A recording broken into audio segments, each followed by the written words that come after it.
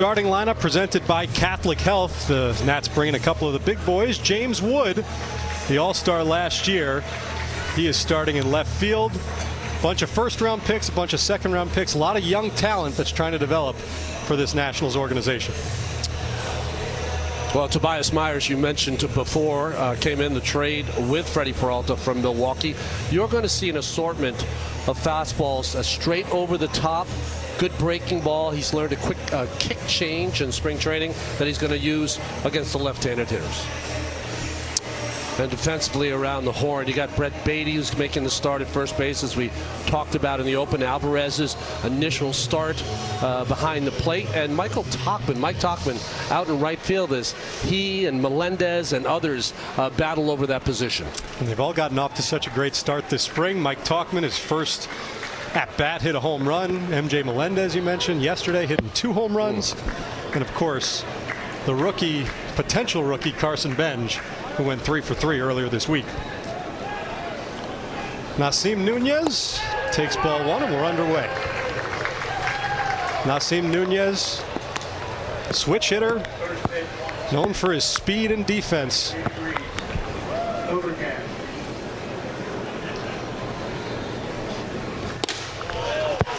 So when they talk about tunneling, Steve, that's what Myers features. He tries to tunnel everything off that four-seam fastball that he throws really right straight over the top. Well, Tobias Myers, as he gets strike 1. Really, one thing that the Mets did not have last year was that true swing man. Can start games, can come out of the bullpen, and the Mets, as much as Freddie Peralta was the headliner, they're very excited about this addition as well.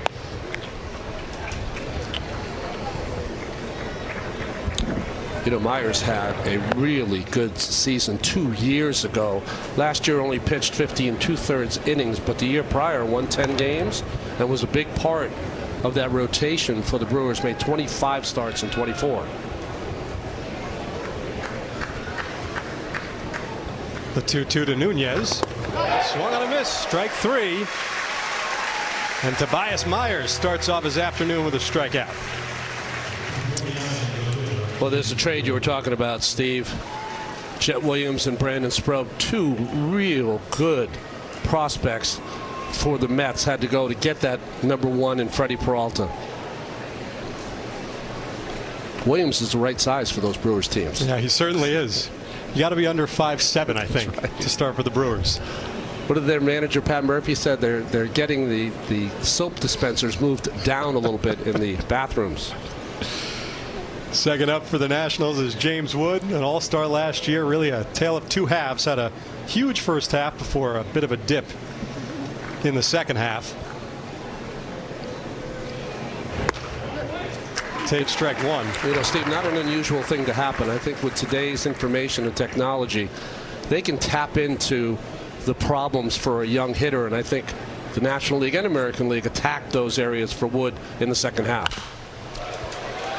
Well, you speak about the technology, and the Nationals certainly did a full 180 up top, going from Mike Rizzo, kind of an old scout, old school guy, to this is their manager, Blake Butera, 33 years old, and their new president of baseball operations, Paul Taboni, who's 35. And those two are really embracing the technology as Wood lifts one off the end of the bat into right field. Tauchman gets the second out. But this Nationals team is going to embrace that technology in a way they probably hadn't in the past. Yeah, I think you were right. Rizzo was an old school guy. I think they've done a 180 now. Butera is going to be a big part of that. Youngest manager in over half a century in Major League Baseball. Dalen Lyle fouls pitch 1. Saw Lyle last year. He did some damage against the Mets. Well, he had that highlight for the Nationals. It was a killer for the Mets, but hit that inside the park home run in the 11th inning late in the season. Well, September 20th in a Nationals 5-3 win. And that series, you know, we were talking about this a little bit before. Everybody looks at that Marlins series at the end of the season, but that National series, losing 2 of 3 at home, that really did the Mets in as well. The Mets played 500 ball against the Nationals and the Marlins, and that probably is the reason they didn't go to the postseason. One of the reasons they didn't go, and why you have a new ball club, or at least a new roster now. And those two teams, certainly one of the reasons why they made such an effort to improve the defense, because the Nationals and the Marlins, they both put so many balls in play, and the teams that put the ball in play and put pressure on the defense, those are the teams that gave the 2025 Mets fits. Here were the final standings last season. Braves, Nationals 4-5, but the Nationals 30 games under 500, just 1 game under 500 though against the Mets. The Braves are going to be much better this year. Scorched down the line and just fouled. Well, I shouldn't say that. The Braves will be much better this year if they can keep their players on the field. Right. It's all about health with the Braves. And there is third-year manager Carlos Mendoza. 172 wins versus 152 losses for Carlos.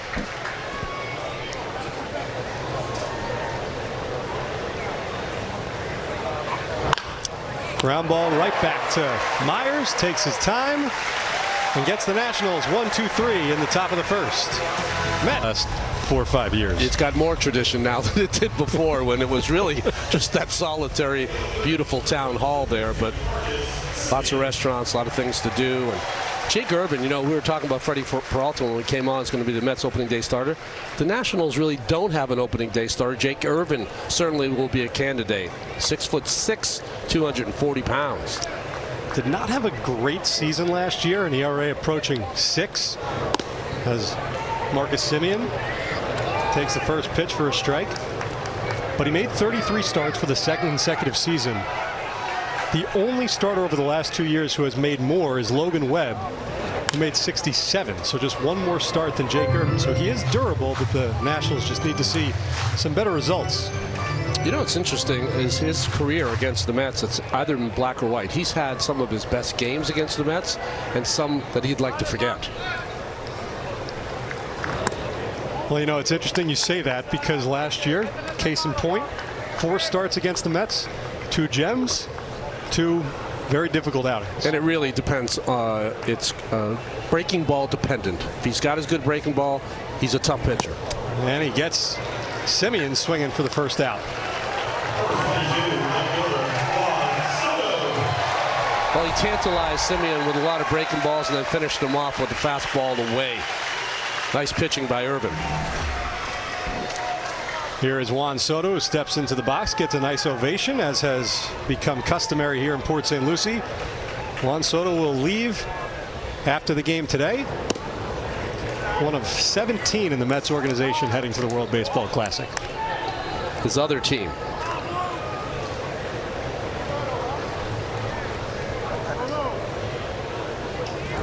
You know, it was interesting listening to Michelle's interview, Michelle Margot with Soto. Said it's nice to be in the same place twice. Think about it. In 22, he was with the Nationals in spring training. Next year, the Padres in spring training. The year after, the Yankees in spring training. And last year, his first year with the Mets. So. And like I mentioned, you can just see it being around him. And we saw it last year, too. It took, I don't know, a couple of solid months before he fully felt comfortable. And then he just took off. But this spring, again, kind of hitting the ground running, as he gets one picked by Andres Chaparro, who tosses to Irvin for the first out. Well, Chaparro is going to get a lot of at-bats maybe as a DH for this ball club. Makes a nifty play at first base. Third up for the Mets, Bo Bichette. 2 for 7 so far this spring, a .311 batting average last year. Not too shabby unless you compare it to his runners in scoring position batting average last season. .381 in the clutch. Well, you were talking before about teams that put the ball in play. Bichette gives that bat to the Mets from the right side that puts the ball in play with 2 strikes. Fouled into the seats. He's trying to do damage, though, on those first 2 strikes he gets. Look at that career. 330 with runners in scoring position, and it's a real take that to any analysts who want to say it's a luck thing. Well, I think it helps that he had his dad, who was a very good major league player, who was very good in the clutch and driving in runs, to have that mindset as a youngster, hearing that kind of advice. Takes one up and in. Count even at 2-2. Those are the hardest to get out of the way. That was a little cutter that never cut, so you read the spin that the ball's going to work away from you, and it stayed up and in.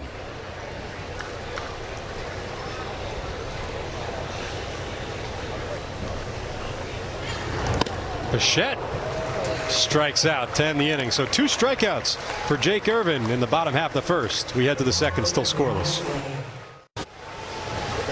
Tobias Myers back for his second inning of work.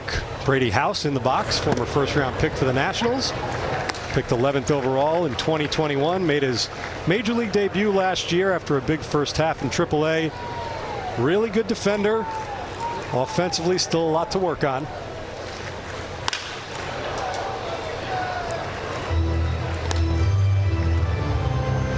The great thing about spring training is not only do we get to see the Mets and their prospects, we get to see the prospects for all the teams. 4 first-round picks in the lineup for the Nationals today, 3 second-round picks. As House gets called, and he's called for a challenge. The strike call. I think he thought that was high in the strike zone. Let's see. Right away, though, he went to it. Sorry, down in the strike zone, I meant. And he was right. 1-2 count. Wow. Call overturned by less than half an inch. So once again, if you're just joining us for the first time, the new ABS challenge rules, each team gets 2. As House strikes out swinging, so didn't go down looking, but goes down swinging for the second strikeout of the afternoon for Myers. Well, he's really had his secondary pitches working. Not sure if that is his cutter or a slider. Haven't seen enough of Tobias yet. It's the second outing of the spring. Just to finish up as Robert Hassel steps into the box, though, so it's 2 challenges per team as Hassel skies one into left field by the line as Soto to make the play 2 away. But if you are correct on your challenge, you don't lose the challenge. Right. The Nationals right now still have both of their challenges intact. Well, you'll see the challenges will come from either the hitter or the catcher. Very rare that it'll come from the pitcher. Here are the challenge system rules. Challenge is restored in extra innings if you lose them. Only the batter, pitcher, and catcher can challenge. But as you said, you won't see it too often from one of the 3. Andres Chaparro made a nice defensive play in the first inning. Takes strike 1.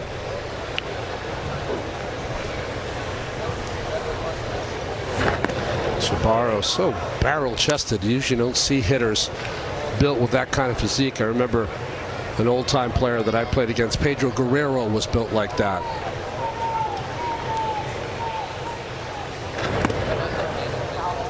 Taken low, 2-1. Chaparro made his MLB debut in 2024 after 8 minor league seasons with the Yankees and the Diamondbacks. And he ropes one into left field. That'll just go foul.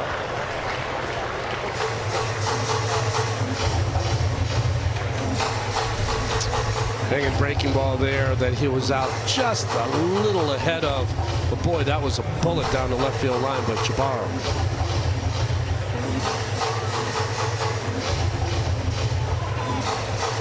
So if you're a pitcher, you're Tobias Myers, see one just missed there, how does that inform your next pitch? It tells me that he wants to fish after that breaking pitch, but I need to throw one out of the strike zone. He's in swing mode right now. So if you're going to throw another breaking ball, just throw it out of the zone. Should get a swing and miss. Goes with the fastball, and that's fouled out of play the other way.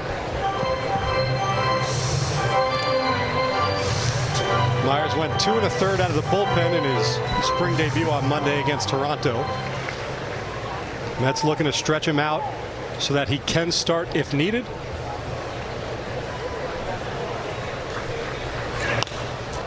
That one coming right back towards Ronnie. An inch or two the other way, you could have had that. I would love it. Do you know I've never caught a ball in the booth? Is that true? I never have. All the games that I've done. One almost caught Keith a couple years ago. Yeah, when was it last year? Where was it? Do you remember Baltimore, that? I thought. And Keith had no idea? Yeah. Strike 3 called. Tobias Myers. Oh, we got a challenge.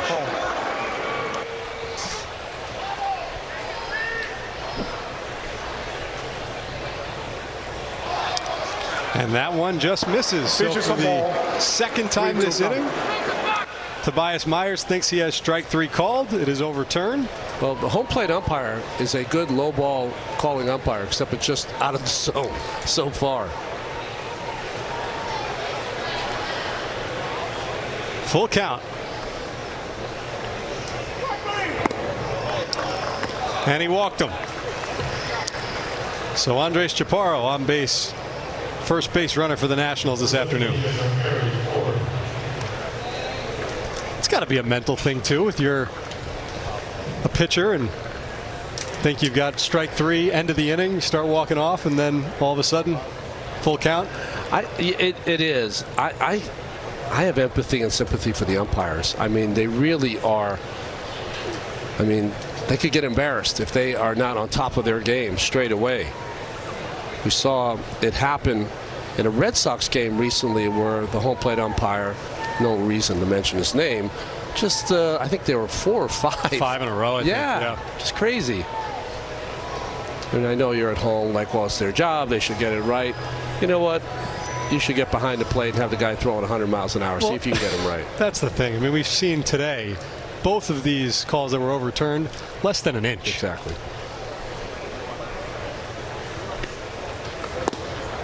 There's a fastball taken for a strike from Harry Ford. And Harry Ford is an interesting guy to watch with this Nationals team. A top catching prospect, acquired from Seattle, obviously blocked in Seattle by the big dumper, Cal Raleigh.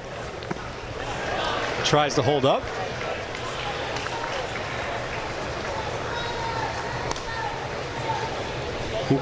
We did not get a sign from the first base umpire, so maybe the home plate umpire called it. All right, he called it a ball. But he is now going to be competing with Keibert Ruiz to be the starting catcher this year. Former first-round pick Harry Ford. Throw over. Ooh, nice block there by Beatty in his initial chance over there at first base. Good form. See how he kind of goes down and keeps the ball in front of him. Very nicely done. He's an athlete, a good athlete.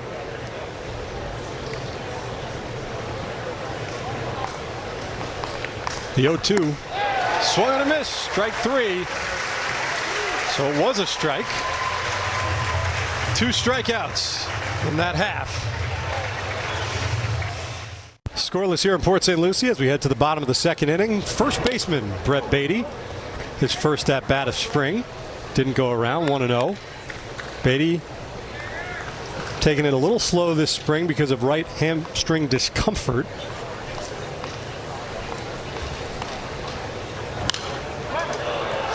But Beatty really came into his own finally in that second half last year. Hit .291, an OPS over 800, and that's why when the Mets went out and signed Bo Bichette, they were very open with him. We want you to be a big part of this. Laced right at Dalen Lyle, the defender, but some hard contact from Brett Beatty, one away. The World Baseball Classic returns March 4th, featuring Met stars as they take to the field to represent their countries. Scan the QR code to see every matchup. Expect everything. Pandion Haliatis, also known as the Osprey. Tell me you knew that. Tell me you did not look that up. I 100% looked it up. Mike, our cameraman, told me it was an osprey before the game. Yeah, they build these beautiful nests here. Francisco Alvarez. First game catching this spring. Well, once ChatGPT and all those things take over our job, you know, that's the kind of information that the viewer is going to get. Just take a picture of the screen and away you go. Yep. Ooh. Boy, that got Harry Ford there. Right in the right shoulder, I believe. Looks like he's grabbing at his ear. I wonder if, Alvarez has a long swing. Sometimes he catches the catcher with his backswing, so we'll have to see. The foul tip hit him first.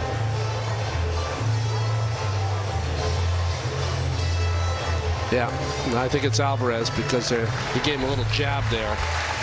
First the foul ball, catches him in the left shoulder. Oh, left shoulder, and then it bounced off his left ear. Did give a little catcher to catcher, though. Yeah. If anybody knows about that, it's Francisco Alvarez, who has been beaten up behind the plate for years. Well, it's a big opportunity, like you said, for Ford. Because Keibert Ruiz has not done enough, as the starter for the last few seasons here. There's an opening for Harry Ford. And Ruiz signed that big extension, that 8-year contract with the Nationals, but wasn't for a lot of money, as like Ford got hit again. It was not for a lot of money, and so you can keep. Let's see, did you hit him again? The Quinella, 2 in a row. But you can keep Ruiz around as a backup if you want. This is not the type of contract where you need to stay committed to Ruiz.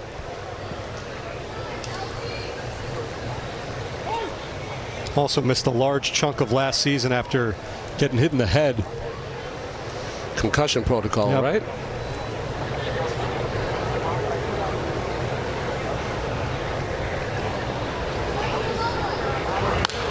Alvarez fouls it straight back. Count holds it 2-2. Meanwhile, for Alvarez, I say it every year, but it feels like this could be the year for the breakout. That second half last year, after getting sent down and really having a great attitude, just catching fire in AAA and then coming back up and fighting through so many physical ailments to still produce, feels like he may have gotten over whatever had been holding him back those first couple of years. Well, you certainly don't have to question his toughness anymore if you did before. So he's got that in spades. The key for him is staying on the field, and I think also just knowing what he wants to do and sticking with it. I've always felt, Steve, I don't know if you felt the same way, I always felt that he was so malleable in his approach. Like whatever kind of he felt he was going to, how he felt in the morning is what he brought to the plate. And I think if he just stays with one approach, especially try and hit the ball the other way because he has such great power that way, he'll have a big year. Here's the 3-2 to Alvarez. Spoils that pitch. I agree with you, Ron. See him shaking out his hand. You don't like to see that. That check swing gave him some pain in that right wrist. See how that kind of snapped that wrist a little bit. You don't like to see any of that. And he takes strike 3 called, immediately challenges. It's going to another pitch that's going to be down. So this home plate umpire has a low strike zone. He's called it all of last season, and maybe it's costing him now. Once again, so the catcher knows. Call overturned, and Francisco Alvarez takes his base again by less than 1 inch. I know it looks obvious at home. Less than 1 inch, all 3 of those calls. I mean, you add all 3 together, it's less than 2 inches on 3 calls. So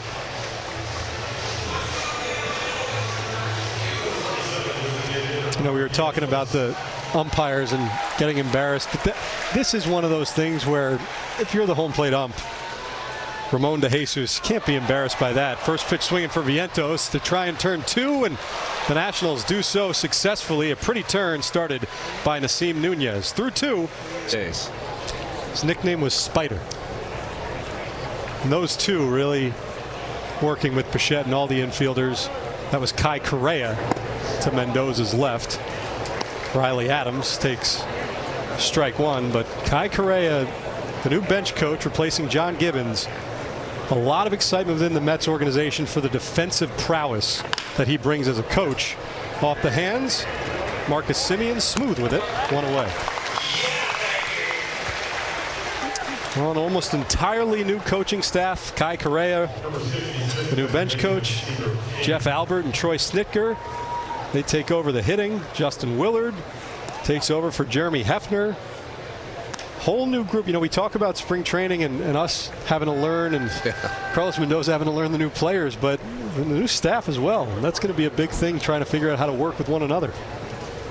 And yes, Troy Snitker is the son of Brian Snitker. He's spent the last few seasons doing a great job in Houston with the Astros. Seaver King, 9th batter for the Nationals this afternoon. Another former first-round pick, 10th overall out of Wake Forest in 2024.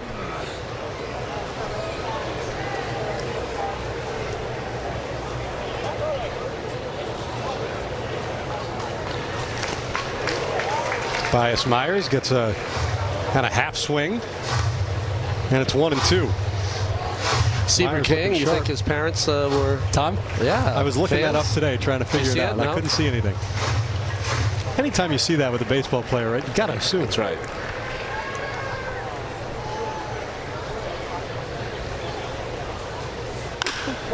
And King, hot shot into right field. 1-out single for Seaver King. Boy, that ball was hit right on the nose. Nice approach there by King.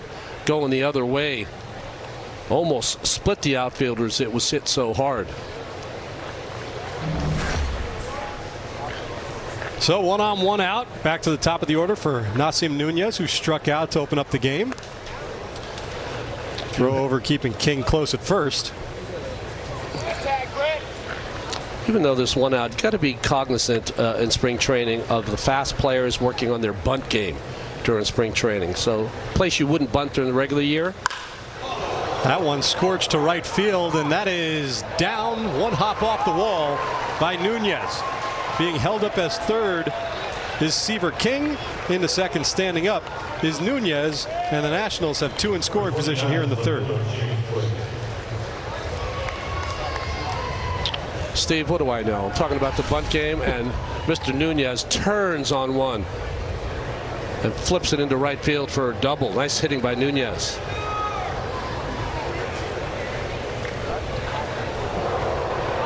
And you can see King with a good turn here. He was thinking to score the whole way, but held up by Coach Estevez at third base. So here's the big bopper, James Wood, with 2 on. One of 3 players in the majors last year with 30 home runs, 35 doubles, and 15 stolen bases. So a little quicker than you might expect from the big man. Myers gets strike 1. Count even at 1-1. Mets playing the middle infield back.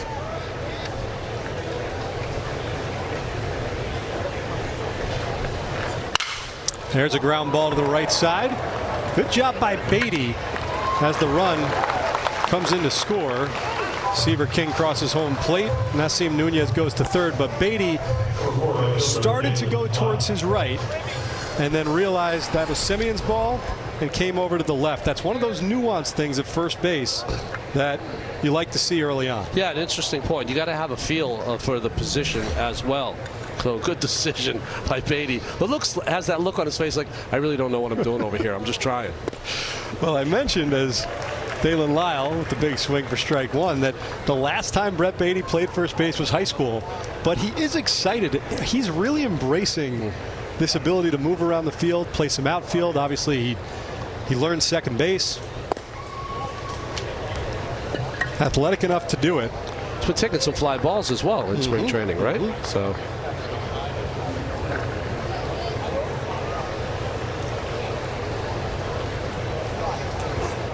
But that play right there, that was the one that Jorge Polanco talked to us about the other day that he wants to get in game, is knowing how far that ball has to be to your right where you're not going to go for it. Instead, you're going to go to the bag. And listen, it wasn't something that may have looked easy, but it's not easy. We even saw it with Pete Alonso over the years, who played first base his whole life. That was still something that gave him trouble at times. Well, I think for infielders who start out in the middle, or even at third base like Beatty, you're taught what? To go after everything. Go as far as you can go to get something. And the one position you don't do that on all the time is first.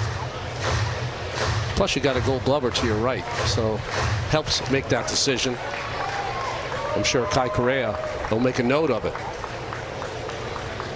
2-2 to Lyle, and he swings and misses for strike 3. So only one across for the Nationals. Jake Irvin out for a third inning of work. He will face Mike Tauchman for the first time this afternoon.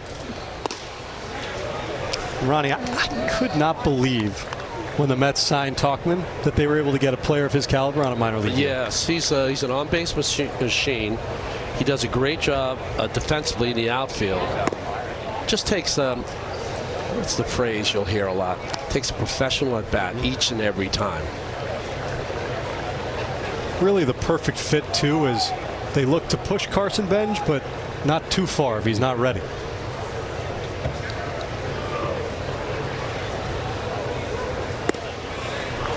That bends in for strike 1. Last season for Tauchman, .263 batting average with the White Sox. Played in 93 games. And there's that professional at bat. 3-1. There is Carson Bench. Made a nice play defensively in the outfield yesterday, and earlier this week went 3 for 3.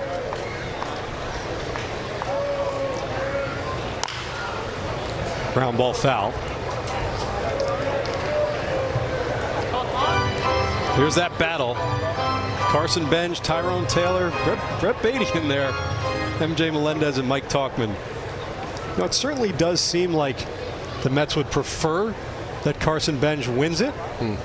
But again, they've got options over there, professional options, in case they don't want to push it. Bench did not play much in AAA last year and struggled a little bit in AAA. You know, there are a lot of fan favorites that the Mets got rid of this winter from trades and, of course, through free agency. Tauchman smokes one into right field. That'll be down, and it'll be extra bases. Rolls all the way to the wall. Tauchman lumbers on into second with a stand-up double. So what has that done? Well, it's provided the Mets now with a couple of different positions where there really is a battle to see who's going to start the season out there in right field. And Tauchman, you said everyone's gotten off to a quick start. Beautiful at bat. A couple of the breaking balls he took earlier in the count. This time with 2 strikes, he's able to deliver this double. And Tyrone Taylor, who is playing center field this afternoon, certainly a part of that competition as well.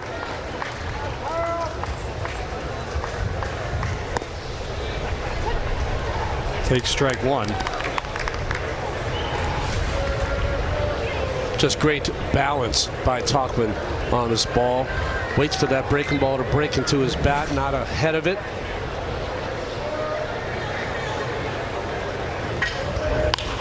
And he smacks one into left field, but going back a few steps is James Wood for the first out.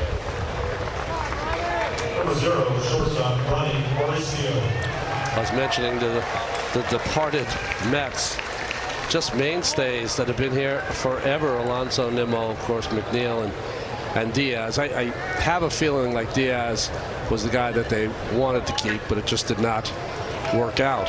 The Dodgers made him an offer that he couldn't refuse. Ronnie Mauricio, the number 9 batter this afternoon for the Mets. And they'll certainly be a new look team, Ron, not just in actual faces and players, but approach. You know, a lot of those guys, there's a lot of home runs, some swing and miss that's going away. This is a team that's going to put a lot more pressure, I think, on the defense. A lot of balls in play. You know, even the young guys coming up, we heard from Carson Bench the other day, right? All 3 of his hits with 2 strikes. What did he say? I hate striking out. Well, we like that. Love to hear that. Bichette, Simeon. Yeah, this team feels like it Polanco really has the fingerprints of Stearns all over it, right?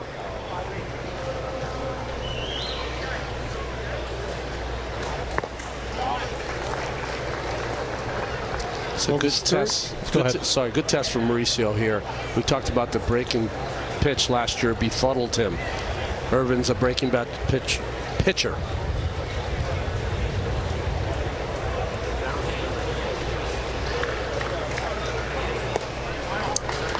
Lays that one off.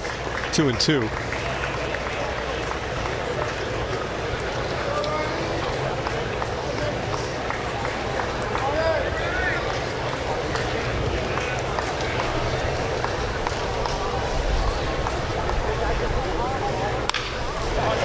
And he battles to stay in the at-bat. Kind of a weird year for Mauricio last year. Called up in early June after missing all of 2024. Had such a hot 9-game stretch in AAA. Spent the rest of the season with the Mets, but you get the feel he tries to hold up, and he does. So good job laying off the breaking pitch to work the count full. But you get the feeling that he'd benefit from playing every day in the minors. A lot of raw ability. Just hasn't gotten a lot of playing time over the last couple of years because of injury and situation last year. Yeah, if you're the player, you don't want to hear that, certainly. But last year was a lost year for Mauricio, or that's how it felt to me. And there's the strikeout on the breaking ball. 2 away.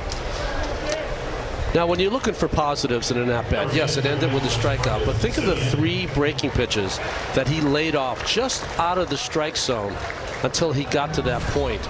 That's a step forward for Ronnie. So 2 away, back to the top of the order. Marcus Semien, who struck out in the first inning. Swinging first pitch, fouled out of play. Semien from the school of thou shalt not pass. He loves to swing the bat.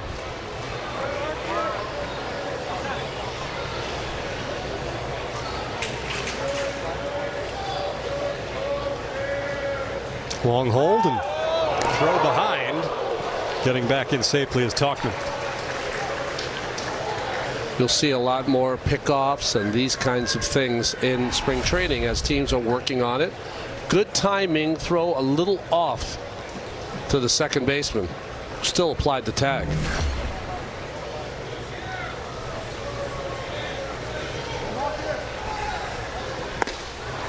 There's another swing by Semien. Falls him high 0-2. You know, David Stearns likes to talk about not replacing those players one for one, but more in the aggregate. In this regard, you're swapping second baseman Jeff McNeil and Marcus Semien. Both like to swing the bat. Yes.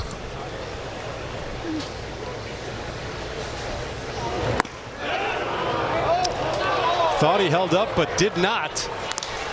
Gets rung up. So Marcus Semien strikes out for the second time today. Where's Craig Kimbrell making his spring debut for the Mets as he tries to earn a spot in this bullpen? Well, the distinctive pre-pitch routine, of course, of the great Kimbrell. Now pitching defense, 26. There was a time that I would have been very surprised that he would ever be in a Mets uniform when he came up with the Braves. So outstanding. But this is his 10th team if he were to make the Mets. 9-time All-Star, second all-time to Mariano Rivera. He gets Brady House to ground ball, but it gets by Bo Bichette, and House will motor on into second base. I was going to say, when House was 6 years old, Craig Kimbrell made his major league debut. There you go. Well, just well placed by House here. A ground ball down the line, breaking pitch from Kimbrell. Didn't hit it that hard, just well placed to the backhand of Bichette, who could not come up with it. So the Nats with a runner in scoring position, and Robert Hassel, the third, coming up for the second time today.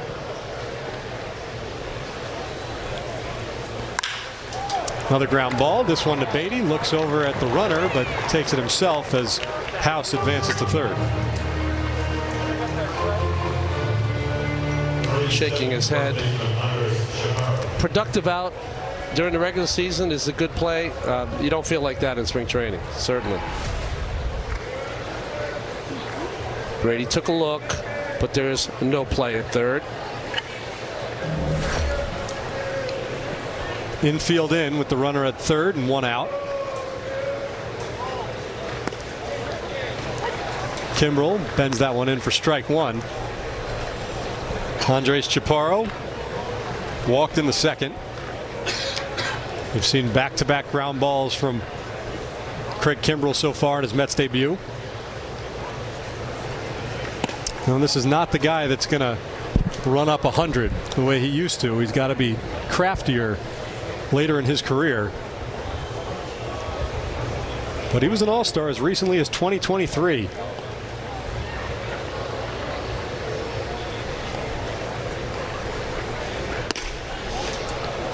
That one just misses. Has a World Series ring with the Boston Red Sox from 2018. When I think of Craig Kimbrell, just because we do these Mets games, I always think his confrontations with David Wright all those years. During Sky high into center field. That should get the run in. Pulled in by Tyrone Taylor. Crossing home plate is Brady House for the second run of the afternoon. I was just thinking that. Apologize, I stepped on you there. I lost where the ball was. I thought it was a foul ball. When Kimbrell was at his best, and I mean he was unhittable there for a while, David Wright always took good at bats against him. Fire. Brady pitch.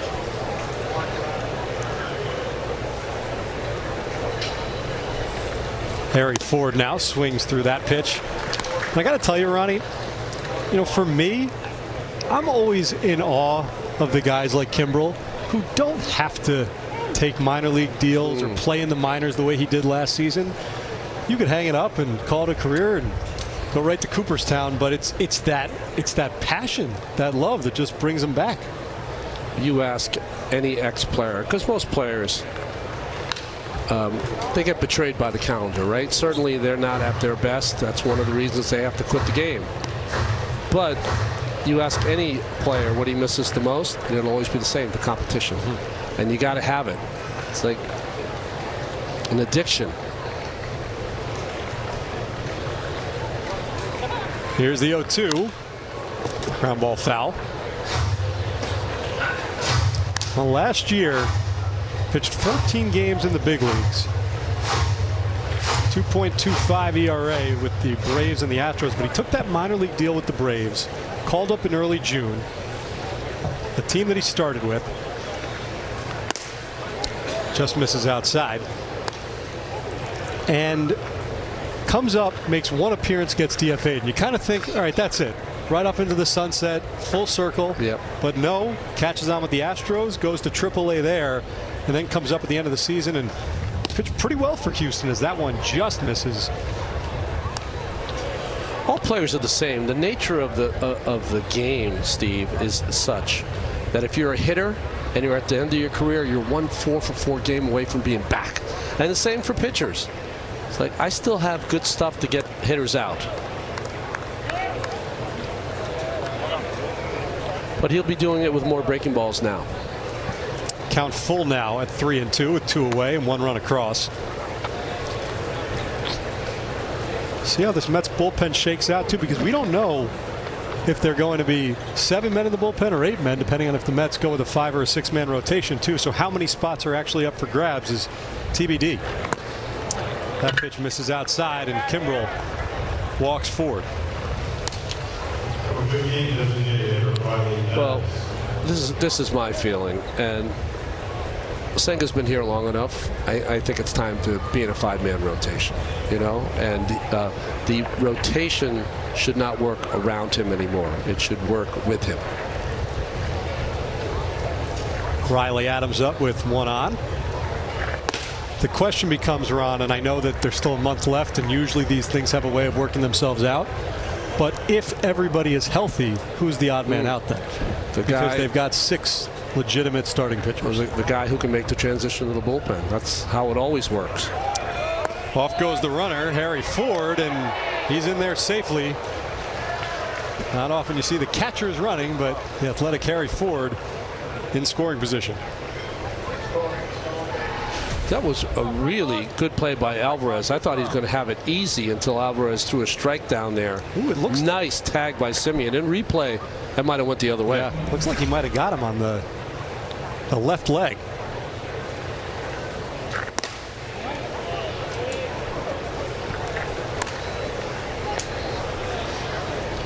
440 career saves for Craig Kimbrel, the 5th all-time.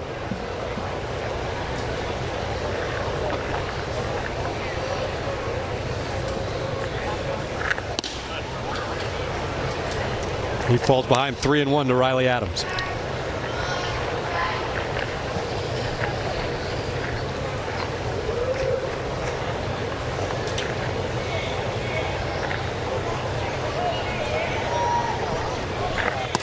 And that misses outside. So back-to-back walks for Craig Kimbrel as he's having a little trouble finding the zone here.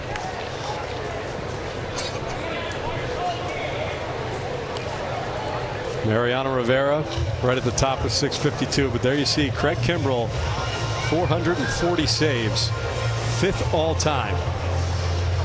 And let's not forget, as an athlete as well, you know what your numbers are. You know, if he got a closer's job again, you know, you're talking about maybe being 3rd all-time when he finishes his career.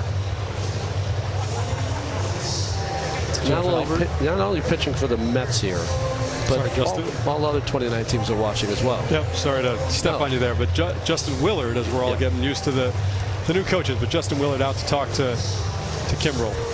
And it is, you know, Ron, it's an interesting spring for Kimbrel because he has to go out there trying to make this team, but he's also trying to become a different pitcher and work on things.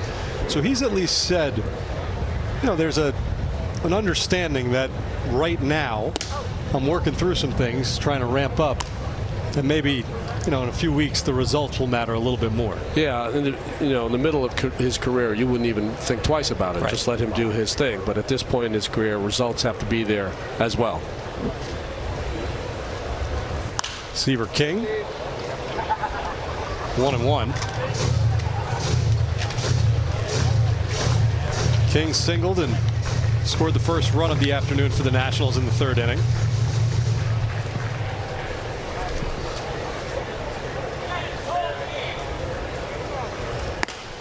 That's a good pitch by Kimbrel. 1-2.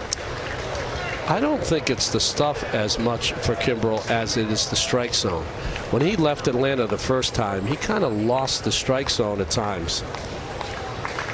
And it doesn't matter how good your stuff is if you're pitching from behind. There's a challenge from Francisco Alvarez. Challenge the ball call.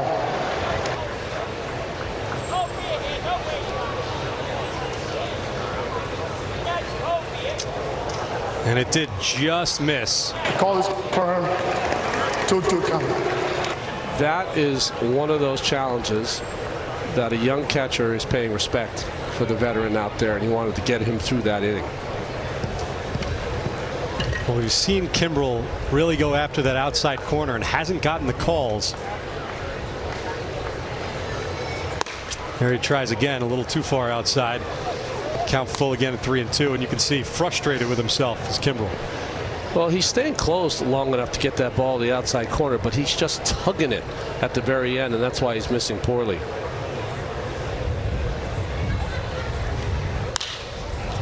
Popped up, ranging back and waving his arms as Simeon makes the play, and that retires the side. Another run across, though. Nationals 2-0. Out. Cloudy day has gone away. Nationals up 2-0 on the Mets. Juan Soto will lead things off, and he will face the new pitcher Cionel Perez in Nats camp as a non-roster invitee after 4 seasons with Baltimore. You know what he was best known for with Baltimore? Remember that bullpen arm that would catch the balls, the home run balls with his hat? Yeah. Cionel Perez. Let's see.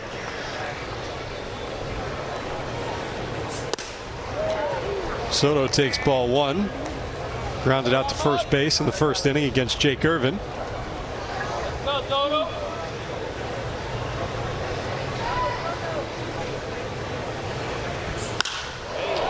Sky fly ball to left field at the warning track. Should have some room as James Wood a few feet in front of the wall. And there's one away.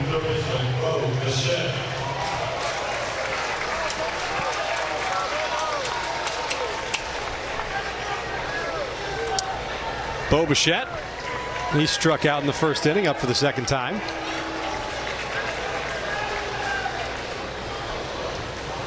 Two-time All-Star, two-time American League hits leader. You know how we show those surrounding Little League teams that are in the tri-state area. I wonder if some of them are going to be wearing their uniform like Bichette does. He's got a unique way of wearing his uni. That's a good point, Ron. I should talk to Bichette, maybe Kevin Kierst, equipment guy, about that, because those are not rolled up pants. I believe those are made that way. Ground ball to the right side. Charging is Seaver King. Underhand toss to first for the second out of the inning. The first person I saw wear his pants above his knees was Hunter Pence. Remember the right fielder for the Phillies and the Giants? Of course. And you see a lot of it in the NFL with wide receivers that wear their pants over their knee. So unique look there for Bo. Hunter Pence had really matched his personality. Yes. Bo's a little more low-key. Here's Brett Beatty, who made hard contact. Calls timeout before the at-bat starts, but made hard contact in the second inning. A line drive out to right field.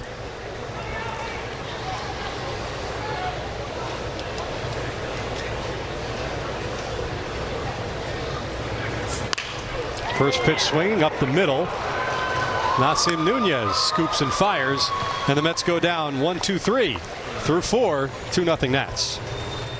Says our newest MLB insider, and Chelsea right now is standing by with our Michelle Margot.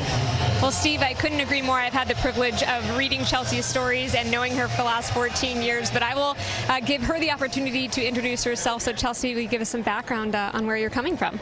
Yeah, well, I mean, after I learned everything I know from Michelle interning in San Diego, I worked at the Washington Post for 12 years, much of which was spent covering baseball.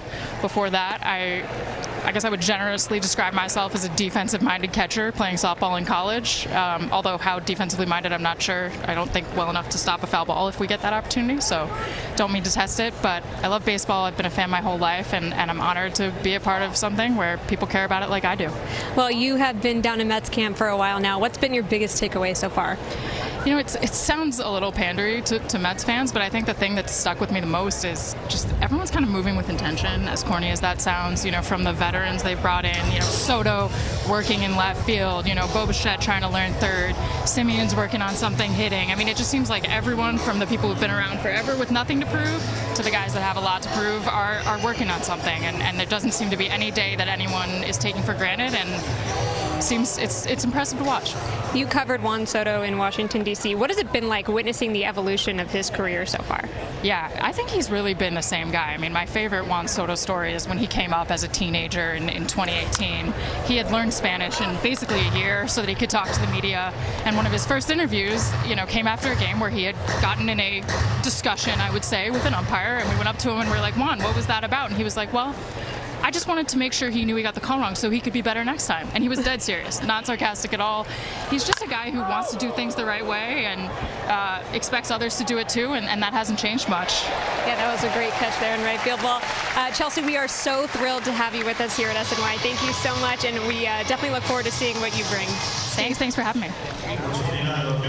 Well, that was great Chelsea Janes with Michelle Margot, and Mets fans are going to love Chelsea.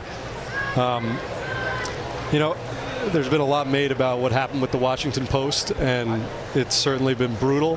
But what happened was a lot of great sports writers were out there to be picked up, and the Washington Post's loss and Washington's loss is certainly our gain. You know, Steve, the last game I did last year was a postseason game. And it was the Dodgers against the Brewers, and a guy named Ohtani, I don't know if you've heard of him, struck out 10. Yeah, Shohei. Yep. Struck out 10 in 6 innings and hit 3 home runs. The article by Chelsea the day after, or that night, she wrote it. Wood out to right, shielding his eyes is Tauchman, and Tauchman is 2 for 2 in this half inning. The article by Chelsea after that game is one of the finest pieces of writing I've ever read about the game of baseball, and a particular game. She captured how brilliant that game was. Maybe the greatest postseason game ever. When you get a chance, read it if you can. Dalen Lyle, first pitch swinging. Luis Garcia, the new pitcher for the Mets, and I remember that article, and I couldn't agree with you more. And I know in situations like this, you say big free agent acquisition, this and that, but Chelsea, she cuts through all the clutter that's out there in this day and age. Yes. And she's a must read. And listen, you heard it too, the fact that she has that relationship with Juan Soto, the background, there's just a lot to get excited about. I mean, so it's great to have Chelsea could her. do anything. I mean, she's followed political events, political races, but she has a love for this game. So you combine that high intelligence with a love for the game, and it's a perfect place. By the way, some changes for the Mets defensively. Nick Morabito in for Juan Soto. We won't see Juan Soto again for quite a while in Mets camp as he finishes up for the WBC.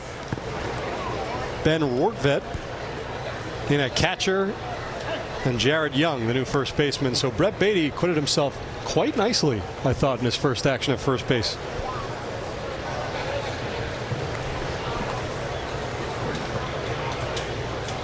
The skipper will be asked about that after the game. Swung and a miss, strike three. Lyle goes down swinging, and the National. First pitch swinging for Ben Rortvedt. Driven out to the warning track. James Wood pulls it in. It's 1 pitch, 1 out for the new pitcher, Jackson Rutledge. Well, Rutledge, all 6'8" of him, drafted in the first round, 17th pick by the Nationals in 2019. Thought he was going to be the next big starter for them after Strasburg and others, but now he's found a role in that bullpen. Here's Mark Vientos still looking for his first hit of spring. Grounded into an inning-ending double play in the second. Hard hit ball, but right at the defender.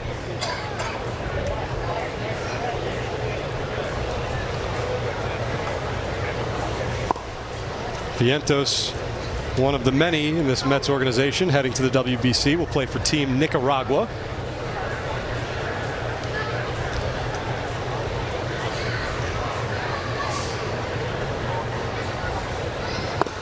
I think Dusty Baker's the manager of Nicaragua, isn't he? Is that true? I think so. I'll tell you right now.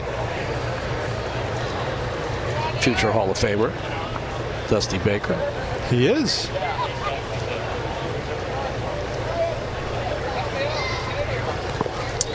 Dusty Baker, also a mentor to Mets manager Carlos Mendoza.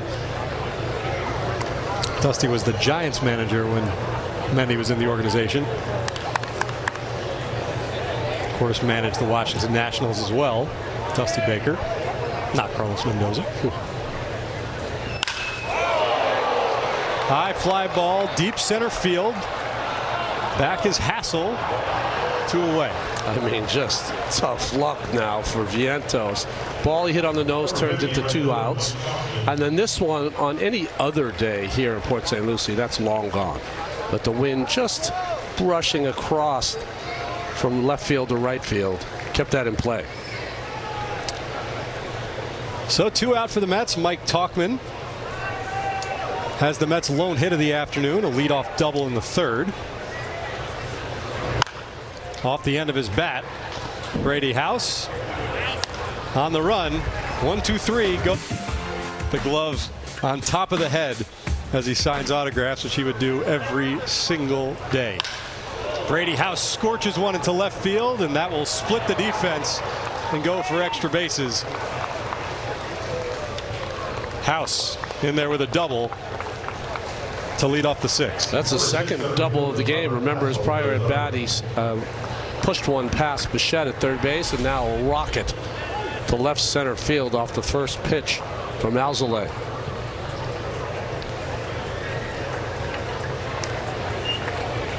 Second appearance this spring for Alzolay as House takes a seat.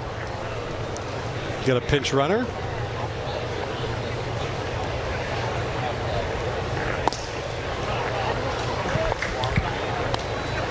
Oh, Alzolay was a kid when he first came up with the Cubs. They thought he was going to be their next great starter. He found a home in the bullpen can see only 18 games last season, but he's got a big arm. Good cutter, good slider. Pinch runner, by the way, is Randall Diaz for the Nationals. Robert Hassel behind 0-2 to Alzolay. And this is one of those intriguing signings, like you talked about. You know, the Mets signed him to a 2-year deal last January while he was rehabbing from Tommy John surgery, all with this in mind. Get him in the organization and see what he has in 2026. Had that breakout season, like you mentioned, as the Cubs closer in 2023. 22 saves, an ERA just north of 2.5. Yeah, you can only make those kinds of signings, Steve, is if you have just great confidence in your training program of getting a pitcher healthy. And the Mets have that. Diaz at third now after that wild pitch.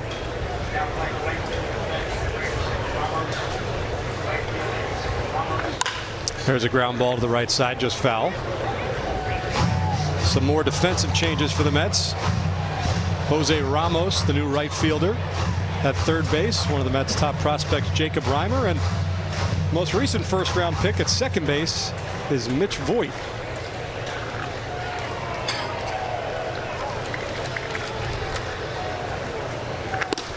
Mets playing the infield halfway now with the runner at third.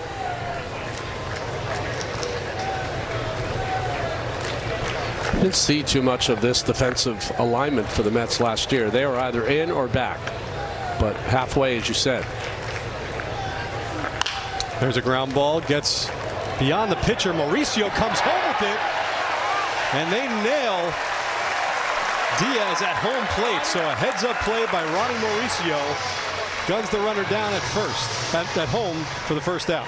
Just a perfect play by Mauricio. He did not panic. He got a soft two-hopper back to him, and the runner on third was not going on contact and decided too late to come to the plate, and Mauricio gets him easily. The hitter now for the Nationals, warming Bernabel, and there goes the runner. Hassel, sorry, that is Thomas in safely. So Jonathan Thomas coming in for Hassel as we begin the carousel now of the minor leaguers coming in.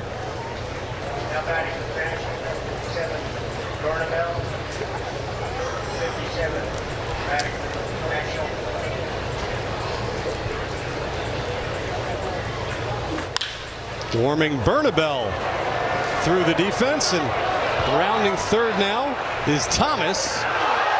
He is safe as the throw from Morabito doesn't get there. That was a good throw by Morabito, though, right there.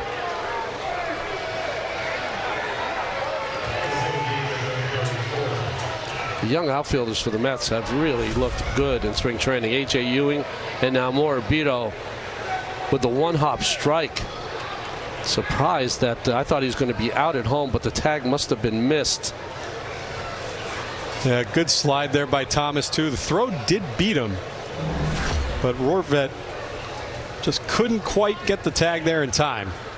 And the Nationals lead 3-0.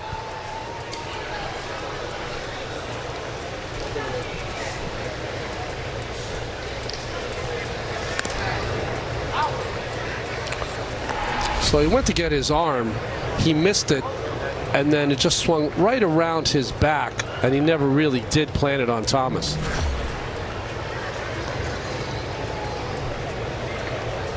Harry Ford now the next batter. Is check swing, foul tip.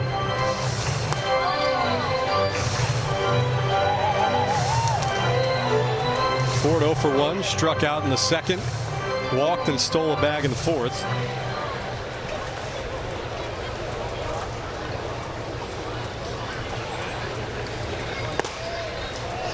As he takes strike 2 on the inside corner.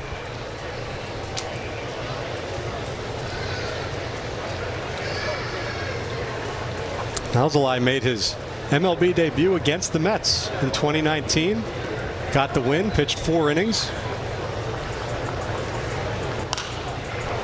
Did he come in relief in that game? Not sure, because I know that I think he was going to be the starting pitcher the next day, but they needed him the day before because of a poor outing by the starting pitcher.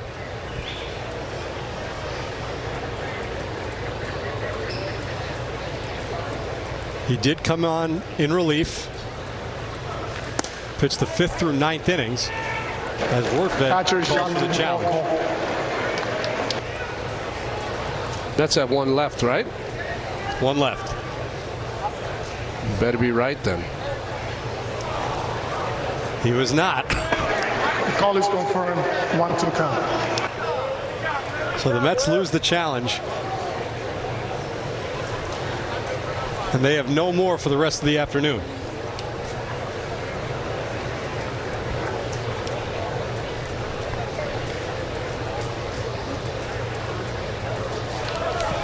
There goes the runner.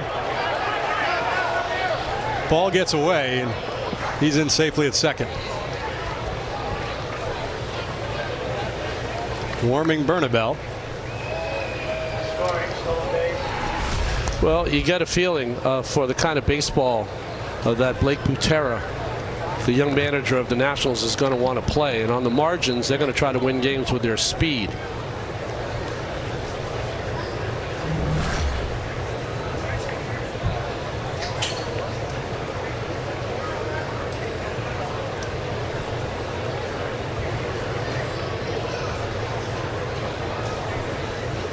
Here's the 2-2, swung on a miss, strike 3.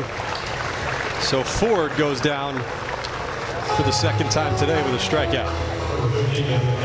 There's Blake Butera, just 33 years old, but certainly had a lot of experience managing.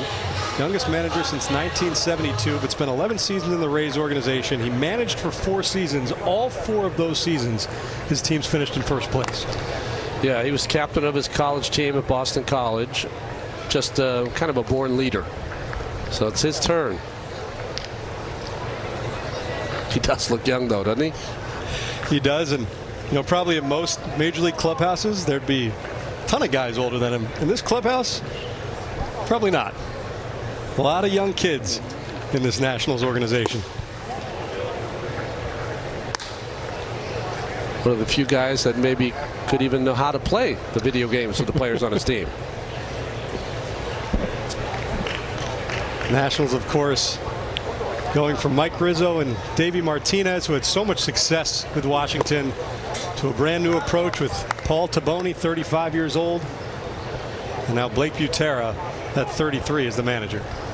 Their assistant GM is 31. It goes on and on.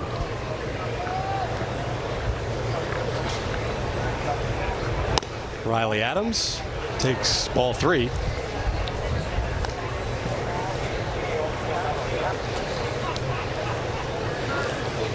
But Rizzo got himself a world championship with that great 2019 team. That came back from what? 19-31, I think, was their record at one point. Davey Martinez was on the verge of getting fired. Fly ball center field. Tyrone Taylor makes the grab. That retires the side through 5.5. Nationals. Blake Butera, and he is one of many new managers hired this offseason, and it's been an intriguing offseason of hires. Certainly Butera is the young one. Tony Vitello, the former college coach with Tennessee. Kurt Suzuki and Craig Stammen, the 2 former players, jumping right into it. Yeah, you really have some interesting hires. Skip Schumacher, of course, was with the Marlins, kind of left there, got his second shot. For Schumacher, for Shelton, for Walt Weiss, gets a shot as well. But a lot of new guys, Blake Butera, Craig Albernays, the pride of Fall River, Massachusetts. So you can tell that the game itself, just by the hires of their managers, are in a different place than they've ever been in their career, in the history of the game. There's Cole Henry, another #1 pick after Jackson Rutledge. Henry's had some arm issues, but last year you can see a real rebound year for Cole. It's a ground ball to the left side, nicely scooped by Randall Diaz. Takes over for Brady House, and There's one away.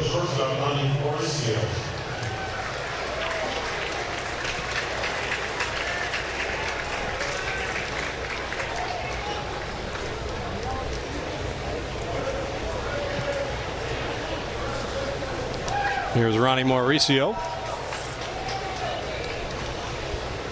Mauricio 0 for 1, struck out on a Cole Irvin curveball in the third. Takes ball 1 from Henry.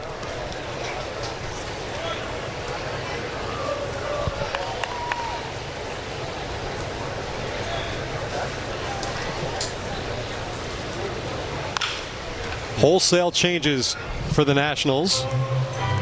Sam Brown in left field, Jonathan Thomas in center, Jack Rogers in right. On the infield, it's Randall Diaz, Kevin Made, Caden Wallace, and Warming Bernabel from left to right.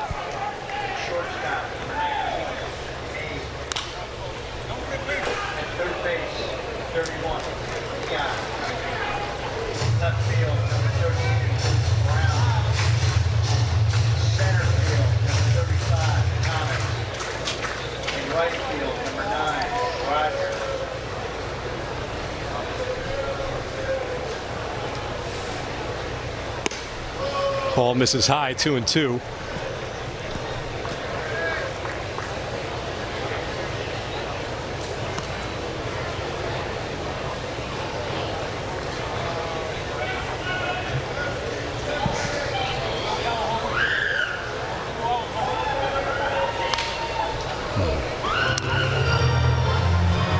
Mauricio's had some better swings at the breaking ball today, despite striking out on one earlier in the game in his first AB.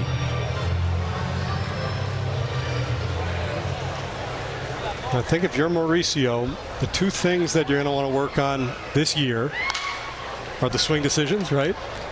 And then if you're truly going to stick as a switch hitter, got to see more from the right side. Yes. You know, he's starting to get in that area where he was once such a young player that he was a prospect, a great prospect for so many years. Now he's getting to that point where he's going to have to show a big improvement, I think, this season. Strikes out for the second time today, 2 down. Gets tied up in knots with this little cut fastball up and in.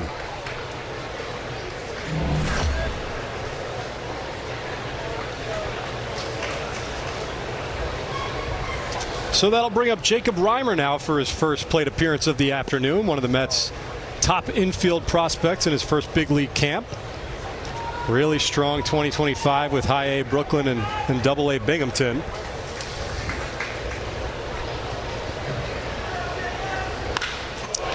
And he loops one just foul. Boy, he's got a quick bat. It reminds me a little bit when he stands in that box of Austin Riley, the third baseman of the Atlanta Braves. Maybe not as big, but a similar swing.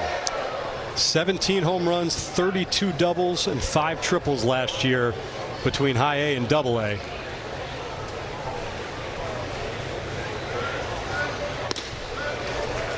Big swing on the fastball, 1-2. Went to the same high school in California as the former Met Taijuan Walker.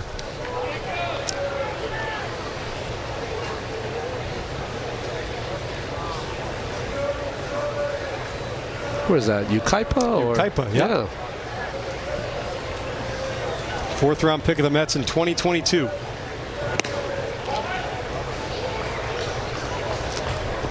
Well, you like to see that, right? He swung and missed with a fastball up in the zone. That time laid off it. So making adjustments even within the at-bat.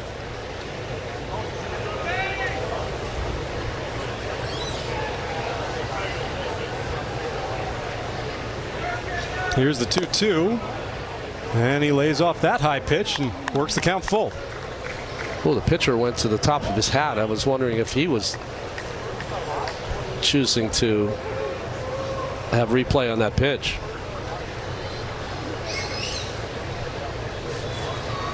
Here's a payoff and a nice at-bat work by Jacob Reimer. He's on first with a 2-out walk.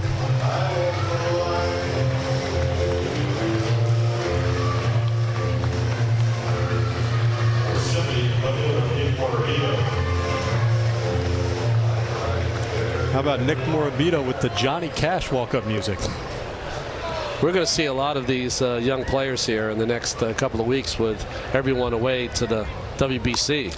Yeah, Morabito is going to be one of those rare younger players, though, that also is going to the WBC. He'll play for Team Italy.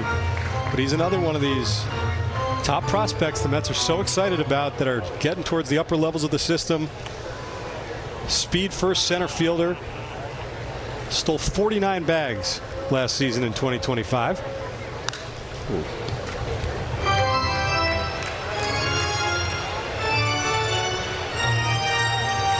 Second round pick in 2022 out of Gonzaga College High School, which of course is in Washington, D.C. Morabito, the compensation pick for Noah Syndergaard signing with the Los Angeles Angels. Wow.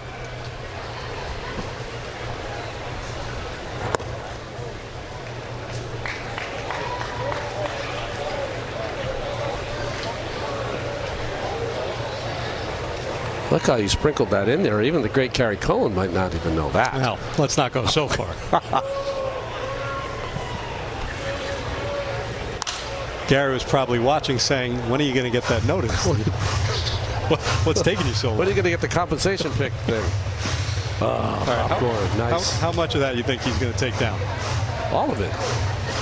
I mean, I know little kids, little boys that pound that.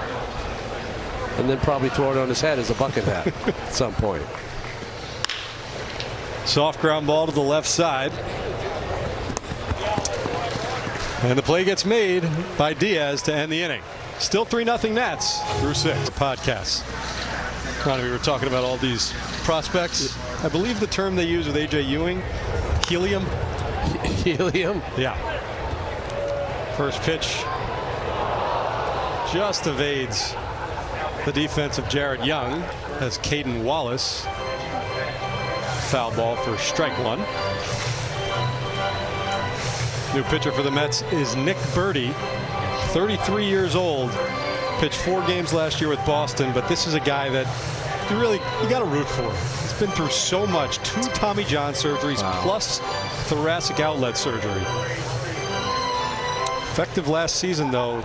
Short stint with Boston and a sub-3 ERA and 35 innings in AAA.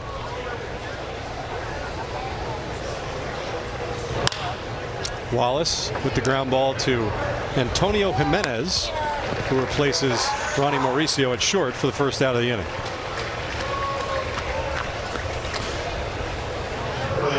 I mean, not only to have those Tommy Johns, but thoracic outlet, the same injury that the Philadelphia Phillies right-hander Zach Wheeler is trying to come back from. They say he might be back in May, or they're hoping he'll be back in May. If you're a Phillies fan. Did you hear what he did with the rib that they took out? Yeah. No, yeah, he kept it or something, right? He kept it. That's my first ICK of the year. Ick. Says it's in his closet at his house. Yeah.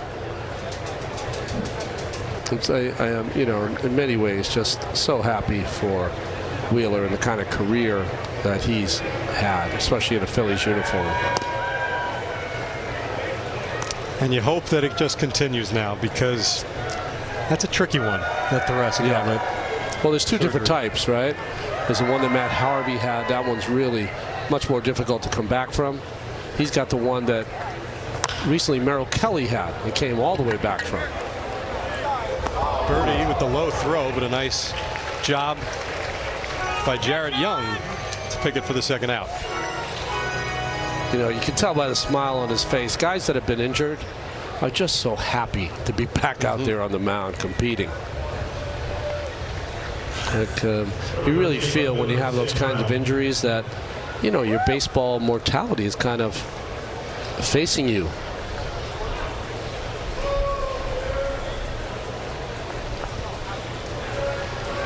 Birdy, a former second-round pick of the Minnesota Twins, gets Kevin Made to pop up, but that'll reach the seats. 2014, Birdy was drafted out of Louisville.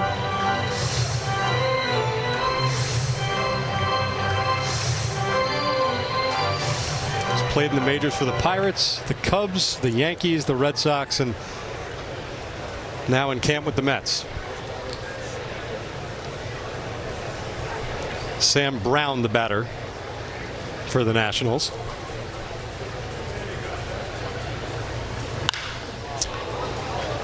Fly ball, left center field. Ji-Hwan Bae in center field now for the Mets. Pulls it in. Mid-7, Mets looking to get on the board. A sandwich guy from Cincinnati out of the That's machines. exactly right. Well, you know what? I like to dress like sausages. I just don't. I race as a sausage. I just don't eat them. Although I will say this. I should specify that I don't like pork sausages. Yeah. Just last week, I was at Disney World with my family. Went to a breakfast buffet. They had all beef sausages, which, by the way, I didn't even know that was a thing. Is that Really? me? Did you know that? Is that me? Is that like a common thing? I can't do the breakfast buffets because of the germ issue I've got. So But I I'm can't saying- be having food that everyone's touched. But is all beef sausage Yeah. a known thing? Am I just at nearly 40 years old unaware that existed? I always thought it was pork sausage, like Jimmy Dean pork sausage, right? Okay. I did not mind. I didn't love it, but I didn't mind it. I tried it. Those ones I can't do that. You can't take those? No.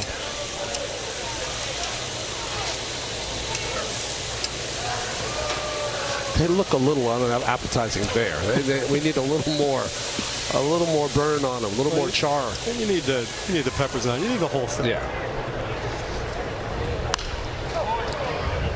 So 0 breakfast buffets for you, no matter how nice the place. Any buffet. Any buffet. Can't do a buffet.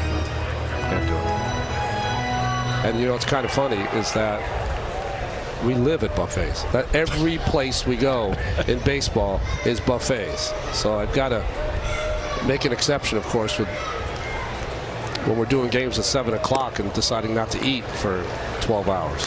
Jose Ramos goes down swinging for the first out of the inning. The new pitcher for the Nationals is Paxton Schultz.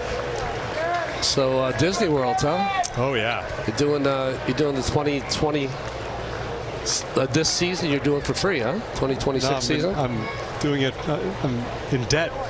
Forget for free. I mean, Second mortgage on the house, but it was totally worth it. It really was. There are some bills that you just don't want to see, and the Disney World total expense, you don't want to see it in front of you. You don't mind paying for it here and there, and all adds up, but you don't want to see the whole bill. My wife, You'll come off Julie, Mickey real quick. Yeah, my wife Julie, who is, far too good for me. She planned the whole thing. Yeah. And she said to me, we were there for 4 full days, 4 park days. She said to me, I did a pretty good job staying in budget, didn't I? And I said, I don't even know. I didn't look. I can't look at it. That's right. Just some things you just don't want to know. And you know what? The trip was magical, but there was one moment where I thought, I got to get out of Dodge. I don't care how much I'm paying. So, I have a 4-year-old daughter, Emma, a 6-year-old son. It was a prime time to take them there. Exactly. Right? Did your daughter do the princess? She did the princess. Oh, and my son, too. They made him into a knight. So the Bippity Boppity Boutique. Yeah. My daughter was hilarious. She said, this is my moment. My wife said, what do you mean? She goes, it's my moment to be a princess. But she is obsessed, as most girls her age are, with Elsa and Anna. Yeah. Frozen. So she wanted to meet her so badly. The line to meet Elsa and Anna, over an hour long. Wow. So Julie, my wife, says to me, you wait in the line by yourself. I'll take the kids around Epcot. And then when you're close, you call us and we'll come meet you. That seems a little weird to me. Well, I didn't think it through. Okay. And very early on, when I'm in line, I'm recognizing, as young works a walk, that everybody's looking at me. A little funny. And I quickly realized that I am this nearly 40-year-old man in a line by myself to meet the fake Elsa and Anna. And so everybody's looking at me. Nobody says a word until we get to the very end. And I'm waiting for my daughter, so I have to let a couple people through. And this grandmother with her granddaughter approaches me and just says, excuse me, sir. Are you here to see Elsa and Anna by yourself?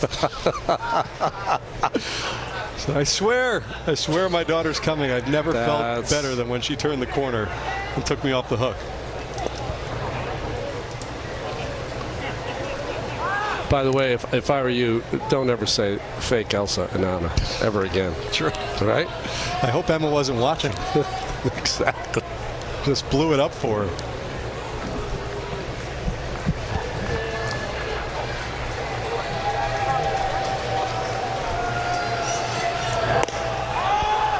Throw behind. Young gets in. Ben Rortvedt, the batter. When was the last time you did Disney? It's in the bylaws of second marriages that when you sign up, you don't have to go to Disney World anymore. There's a little clause that you don't have to go, so I don't.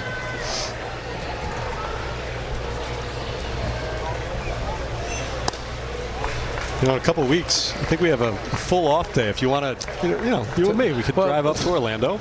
Never happened. What anywhere, Steve? I mean, we're close. Yeah. We work together. Not that close.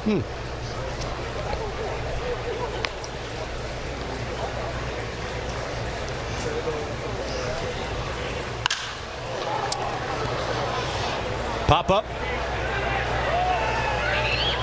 That's an out. You know what could get us that close, by the way? Trip to the happiest place on earth. That's why Play Ball, presented by Toyota, is back, looking to support local youth baseball and softball leagues. If you know a league in need, apply today at sny.tv/playball. To answer your question, I did go during COVID when it was open and it rained and no one was anywhere near the park. Smart. It was the greatest day me and my little guy had. So here's Mark Vientos, still looking for hit number 1. He's hit into some bad luck this afternoon. Hard contact.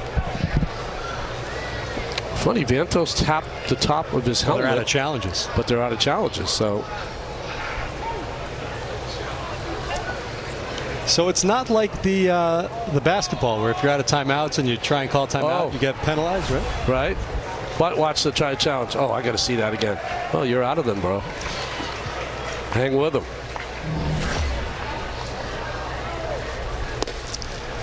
All right. I may be going too deep into the psychology. Yeah. But if you're a player, the challenges are done. You challenge the umpire and you don't get to see the call. Does that in any way put you at a disadvantage? Does the umpire get? I don't know if a disadvantage. It's just one strike, but I think you're a little embarrassed, you know, that you asked to challenge it and you're out of challenges. It's a very interesting year for Vientos in so many ways. You know, he's proven that he can be an elite player, but he's also proven that he can have a tough year. So where is he?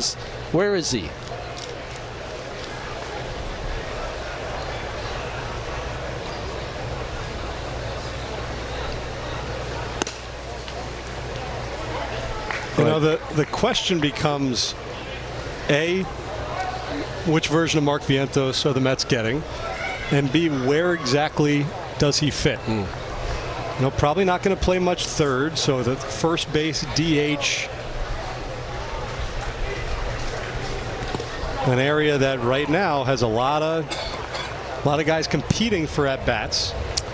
Poor Mr. Ford, he's just been pummeled with foul tips, and now this one hopper on a breaking ball from his pitcher that just got right under the face mask and right into the Adam's apple. When they teach catching, whenever you go down to block a ball, you want to look down at the ball at your feet. You never want to look up, because if you do that, that protects your neck. So he goes to block it. See how he's looking at the pitcher and not down? His eyes should be down. If they're down, then that little flap at the bottom of his face mask will protect his neck.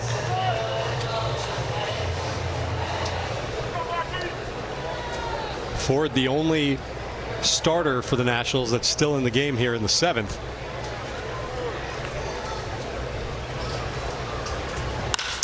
Vientos fly ball, deep right field at the track. And it's off the mitt of the right fielder, Rogers. So Mark Vientos has an RBI double, his first hit of spring, and the Mets are on the board.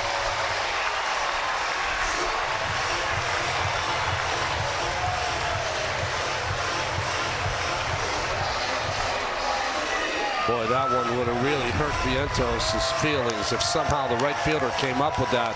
That ball was hit right on the nose like his previous two at-bats, and almost a great catch in right field there.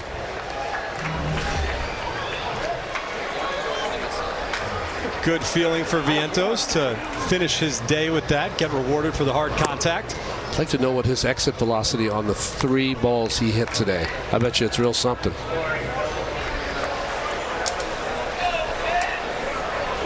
The pinch runner for Mark Vientos, speaking of exit velocity, is Ryan Clifford, big masher. And here's Mitch Voigt, Mets first-round pick last year, with a chance to get the Mets another run. Clifford's our first baseman, right? First baseman and outfield. Oh, outfielder, okay. And the Mets last year were really pleased with the progress defensively in the outfield. Natural first baseman.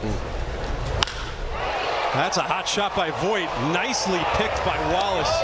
And nicely scooped at first by Bernabel. Great defense all around to get the Nationals out of the inning, but the Mets do. Backups, Ronnie? What backups?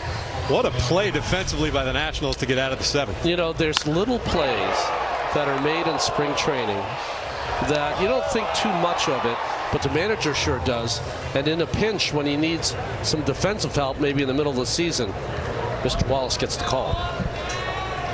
Boy, both ends to stay with it. Bernabel at first. New pitcher for the Mets is Austin Warren. Faced Jack Rogers, who also made a nice attempt. It would have been a great defensive play on that Vientos double in right field. By the way, looking at the exit velocities right now. So Vientos has 2 over 104. And let me see what the third one was.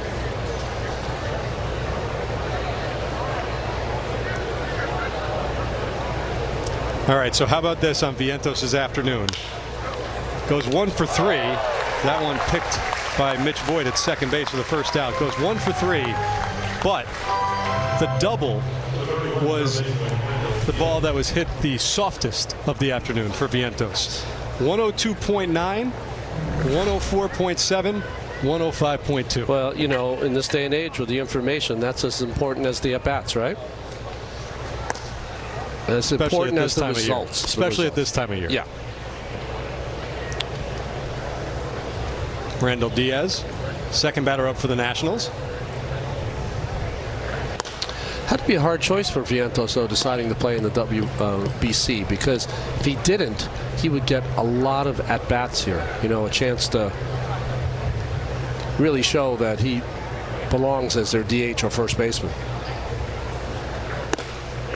How would you approach it, do you think, if you were playing in this day and age? I would go as soon as my phone rang. Yeah. I would go. You don't get that many opportunities. You know, I remember the year that Lasorda was managing, right? Ben Sheets was the big star of that team that won the gold medal, and I don't know where it was, maybe LA. But ball players don't get a chance to do that for their country. You know, we're just coming off the great hockey wins by both the women and the men in the Olympics. Ground ball over the head of Warren. Coming in is Jimenez, and he makes a nice play on the run for the second out. There's some teams that are locked, though. The Dominican team, so strong, especially the lineup. I think what happens, because they play the tournament this time of year, is that who has enough pitching. You know, we already see that some pitchers for the States are limited in how they're going to throw. I think Skubal's one and done, right? Skubal one and done, and or did Skubal say one and done or two and done? I thought he was one and done. No, he's one and done, and Skeens is two and done? Two and done. Two and done, right. So that's going to be the challenge for Mark DeRosa, the manager, is getting enough pitching to last throughout the tournament. Off the end of Thomas's bat, and nice diving attempt, but it falls flat. So Thomas in there with a double. Jose Ramos thought he had it, but trapped it, and the Nationals have a runner at second.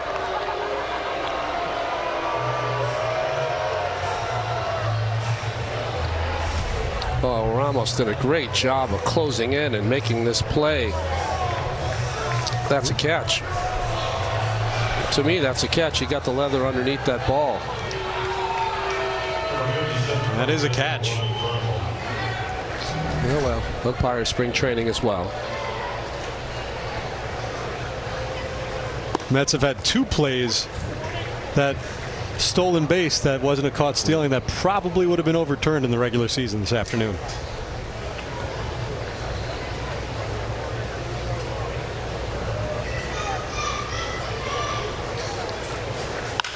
Warming Bernabel to the right side.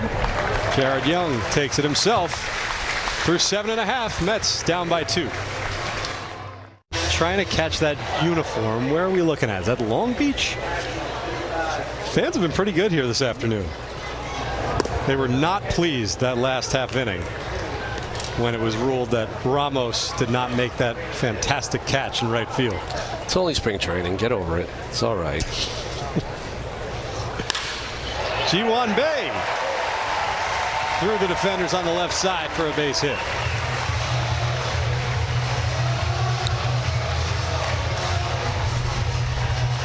Well, nice job, lefty on lefty, going the other way was Bae. And off a good friend of ours, Mr. Lovelady, on the mound for the Richard Nationals. Lovelady.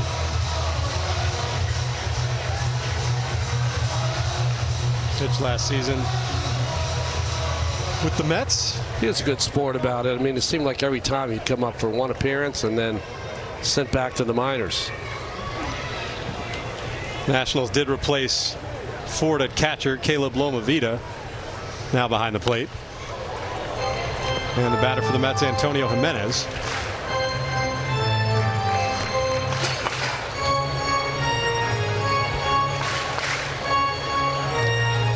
Ji-Hwan Bae, though, with the leadoff single. Claimed by the Mets this offseason. Former Pittsburgh Pirate. He's a stolen base threat whenever he reaches.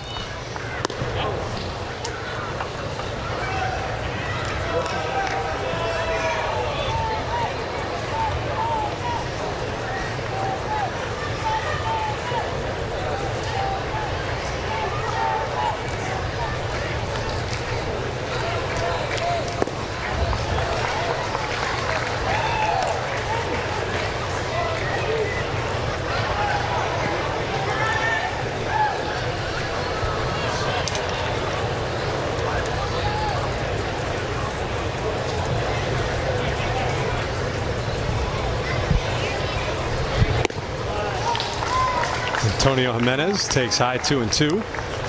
Jimenez was 3rd round pick of the Mets last year in 2025 out of the University of Central Florida.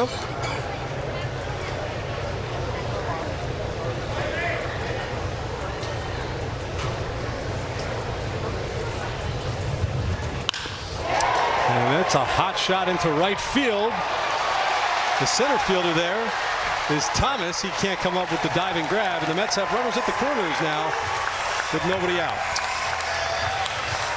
Nice start here by the young Mets against Mr. Lovelady. As soon as this hit the bat, you were just hoping that it would find some grass. Nice try by the center fielder Thomas, but the trap, this is a trap, and kept it in front of him, but still 1st and 3rd for the Mets. 1st and 3rd for the Mets, and Jacob Reimer up for the 2nd time this afternoon. He worked a walk in the 6th. And he takes strike 1. Said it was a lively crowd. You hear them getting into it now. Mets down 3-1 here in the 8th inning.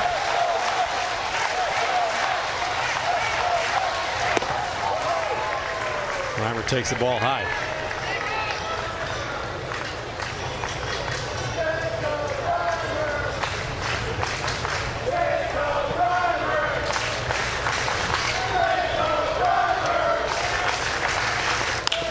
And Reimer scorches one into left field and foul.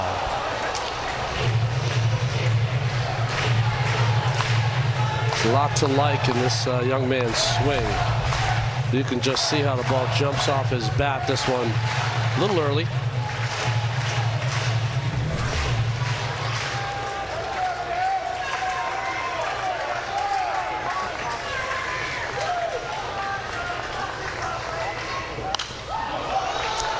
Fouled out of play. I remember when I was 21 years old in my first big league camp. I was lucky in my career. I never went to a minor league camp. Always big league camps. And the feeling you have just being with a lot of players that, I mean, you were just watching on TV a couple of years ago.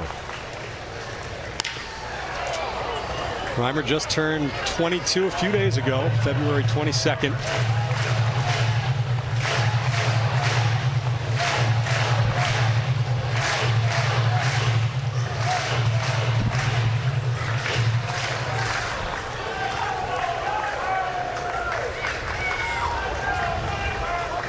Here's the 1-2. Popped up. Bernabel in foul territory, one away.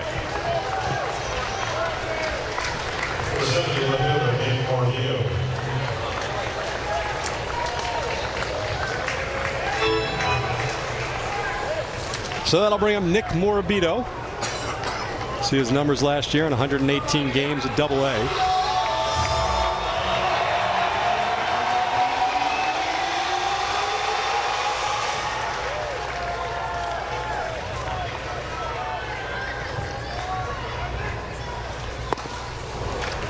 Big swing on that breaking ball.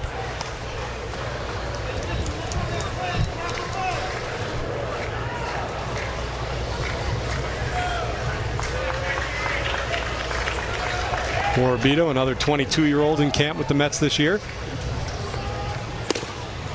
And he takes strike two.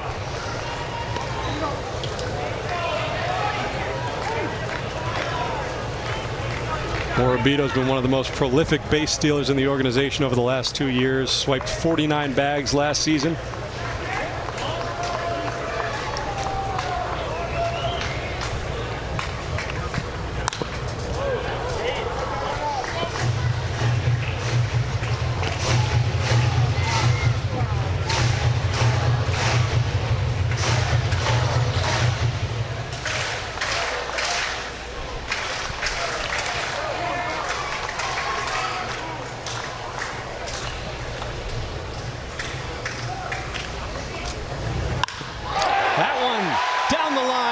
Fair. Morabito rounding first. He'll go to second. Coming in to score is Bay. Over at third is Jimenez. And the Mets have pulled within one.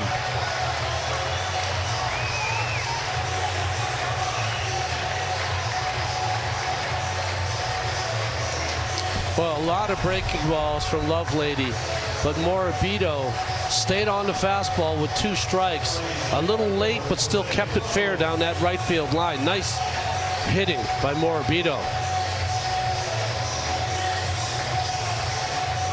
Watching the Mets, too, run the bases. They got a lot of speed out there as well. A lot of speed. Well, that's one of the things that they're looking for. Change the athleticism in this organization, and the infield is in as the Mets have an opportunity to tie the game. So if you're Ramos now up. So if you're an infielder and you watch that foul ball hit off that bat, you can see the runner, Menez, at third base. He's moving on contact. So you know if you're a middle infielder, you're going to have to come up with it quick.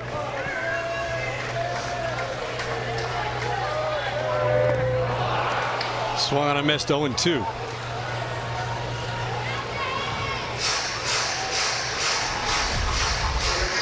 Good breaking ball here from Lovelady. That's where you want to throw it if you're looking for the strikeout. That one down and in out of the strike zone. A lot of speed on the base pass, as you mentioned, Ronnie. Jimenez at third looked to be going on contact, and Morabito at second. You would think anything that sneaks through the infield would give the Mets the lead.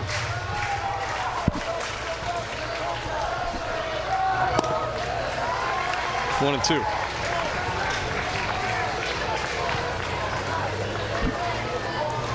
Jose Ramos heading to the WBC to play for Team Panama for the third time.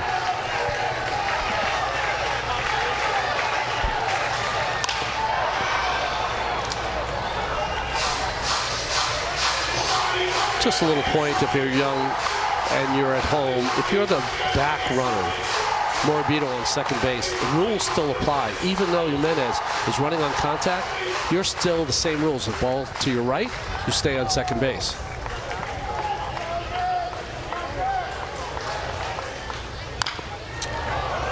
That ball is tapped just foul.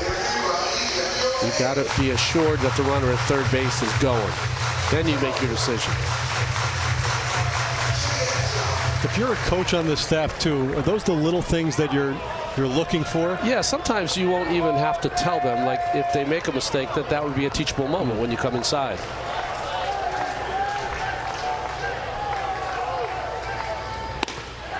Ramos takes that pitch outside, 2-2.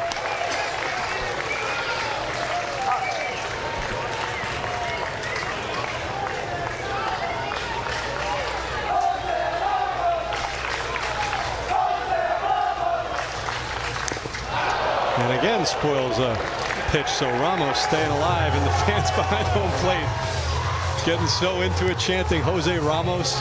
Those are the things you love about spring training. You do, and if you're a manager, you love to see your guys battling. Right fielder and the center fielder for the Nationals really shallow. The Jose Reyes chant now going up. And 3-2. White in that bat from Jose Ramos.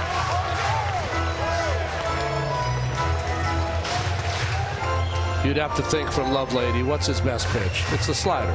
So even though it's 3-2, that's the pitch you are probably going to get.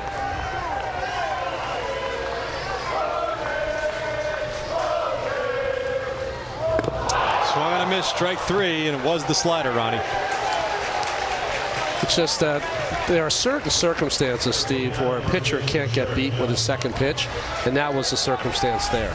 So he had to go to the well to his favorite pitch, and he got Ramos up in front.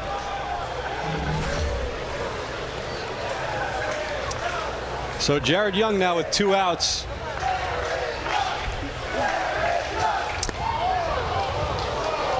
Pulls back a bunt. Shortened up the bunt. It's a guy known for his power.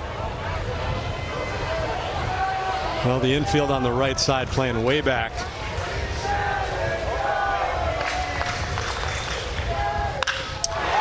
And it goes to that right side of the infield. So the Mets get one more back, but Strand 2 in scoring position through 8. Recap from spring training, QB report from the NFL Combine, and we look ahead to the Knicks and the Spurs. That's all coming up tonight at 11 on Honda Sports Night. New pitcher for the Mets is Joey Gerber. Mets acquired the righty from Tampa Bay for cash in November. Big leg kick. Yeah, he does.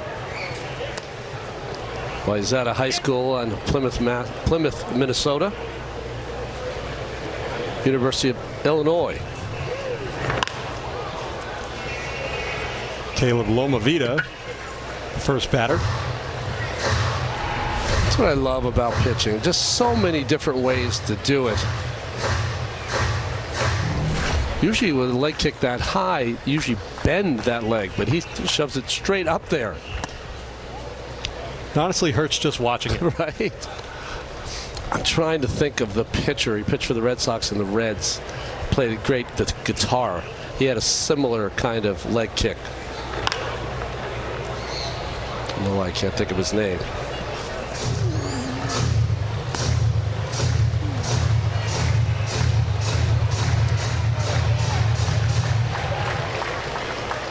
Gerber pitched 2 games last season with Tampa Bay, spent the rest of the time in AAA.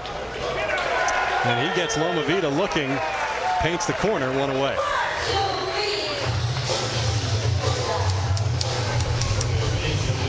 Lomavita doesn't have enough time to challenge this, so he's got to go sit down.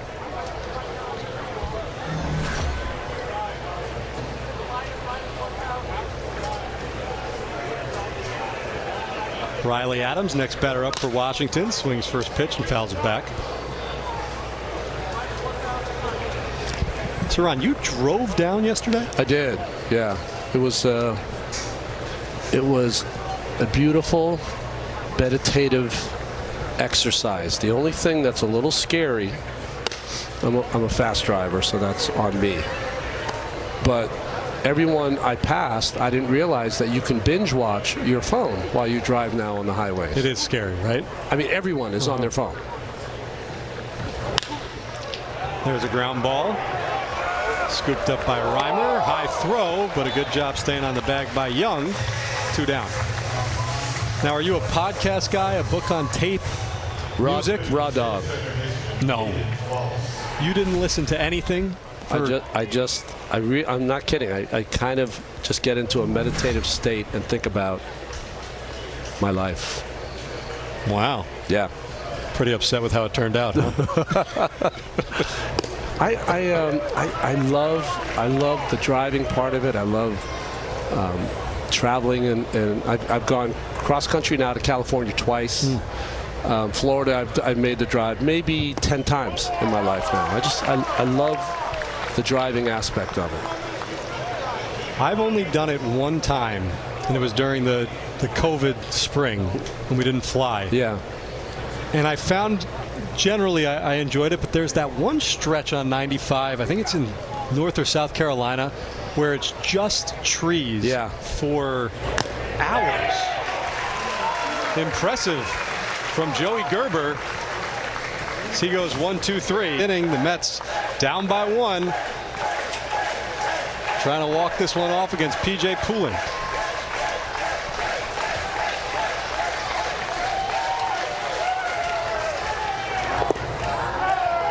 Ben Wardfett leading off the home half of the 9th.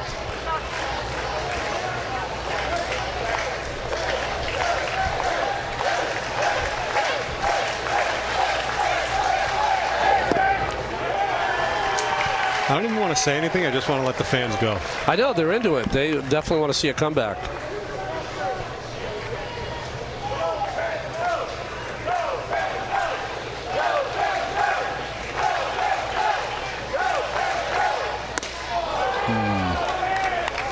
Fooled on that one, 2-1. Those are the little things I know that have changed in this game. But when it's 2-0 and you're down a run in a regular season game, you'd like to see your hitter take that pitch because you need a base runner, right? Not take the pitch. If it's a cookie, yes.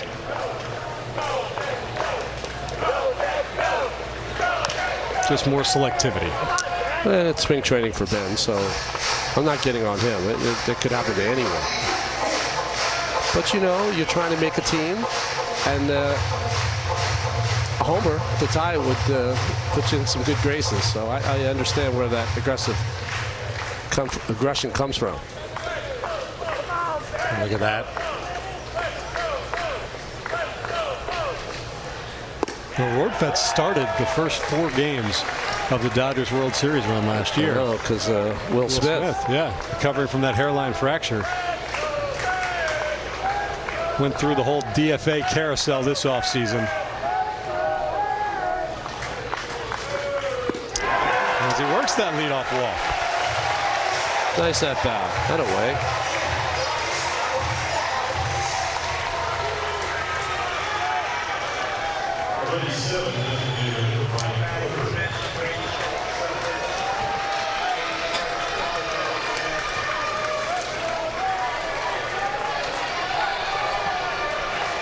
Wardfett takes a seat. Pinch runner. Matt Rudick.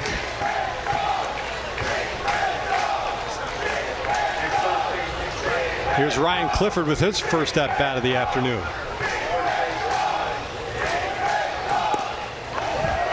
He's got enough power to turn this wind around. Sure does. Ryan Clifford last year led the Mets minor league system with 29 home runs. Just to put that in context, there was 12 more than any other Mets minor leaguer. Also has a pretty good eye, led the Mets minor leagues with 85 walks.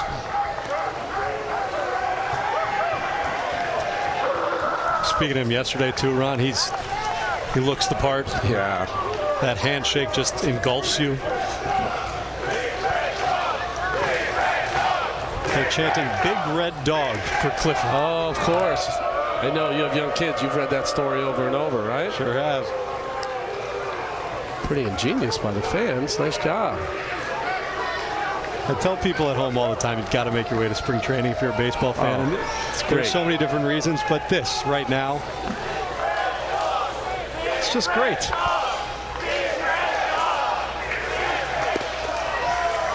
That one clips the corner, 2-1. I remember when the Mets first came here in '88, I was not happy. I loved the St. Petersburg area. Just loved it over there, but the facilities weren't great. But now this is their 39th year here. Is that crazy? That is crazy.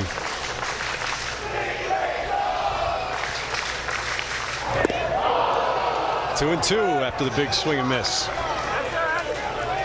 That's the other part of Clifford's game. The swing and miss and the strikeouts. Second most strikeouts in the Mets minor league. So the most home runs, the most walks, but the second most strikeouts. 2-2. And there's a strikeout as he swings through that pitch. And there's one away.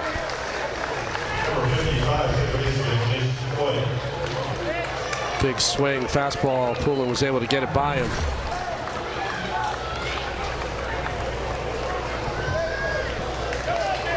So here's Mitch Voit. Hit the ball on the nose in his first at bat. Beautiful defensive play by the Nationals. Caden Wallace and Warming Bernabel to end the inning. First round pick out of Michigan in 2025.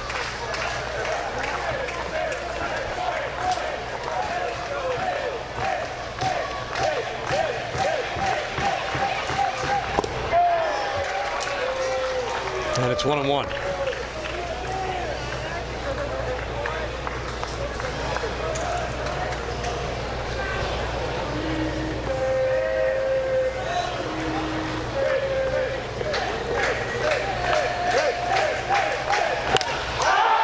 Driven out to deep center field. Going back is Thomas, who makes the grab in front of the warning track, and there's two away. Again, that ball was smoked to center field, but the really kind of a dead air, and if there's any wind, it's blowing in. Two good at bats by Voit in this game. So the Mets down to their final out. Ji-Hwan Bae led off the 8th inning with a single, scored the run to make it 3-2.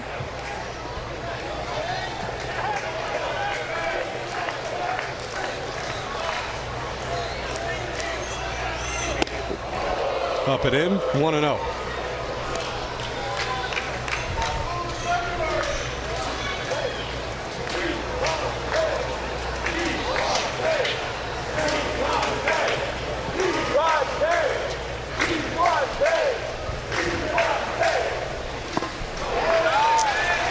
Lays off that breaking ball, 2-0.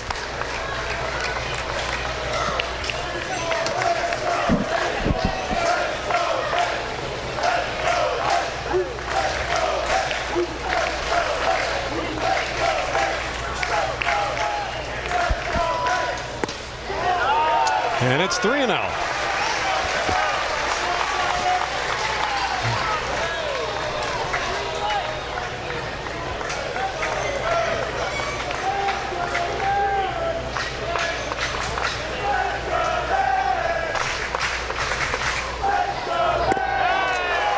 Walked him on 4 straight pitches, and the Mets now have the tying and go-ahead runs on the bases.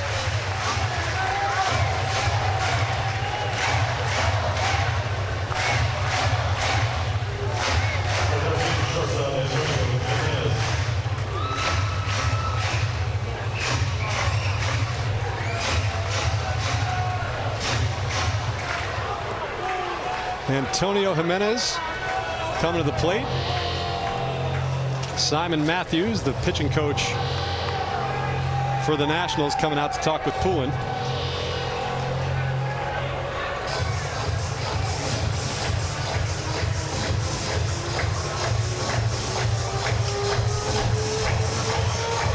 Ron, in spring training, what are these conversations in a moment like this? Are you trying to treat it like it's the real thing situationally, or are there I think you are. My first inclination was to say that Simon went out there to tell him that the beer is on ice and the bus, and it's only going to. No, I think, yeah, certainly, especially a young pitching coach, a new pitching coach would certainly want to walk his left-hander through the situation, just need one more out, all those positive things that you want to hear as a pitcher in this situation. So it's up to Antonio Jimenez, and he takes a ball. 5 straight pitches out of the zone for Poulin.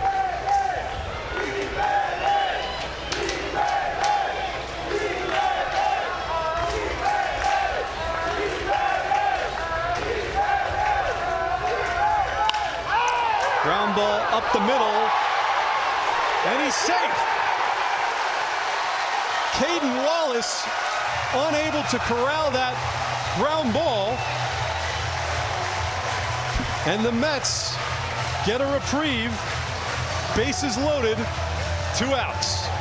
Well, a couple of difficult choices here. One, the ball came up a little bit on Wallace, but the shortstop was a little late, so he had to take the play for himself, by himself. And by that time, great hustle to get by Bay to get to second base. So that'll bring up Jacob Reimer with the bases loaded and 2 outs. Mets down by 1.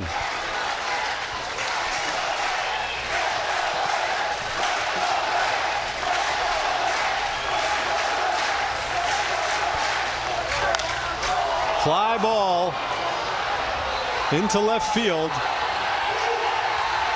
The center fielder Thomas calls off Brown, and the Mets threaten him back-to-back innings, but can't get that tying run. The final here in Port St. Lucie, Nationals 3, Mets 2.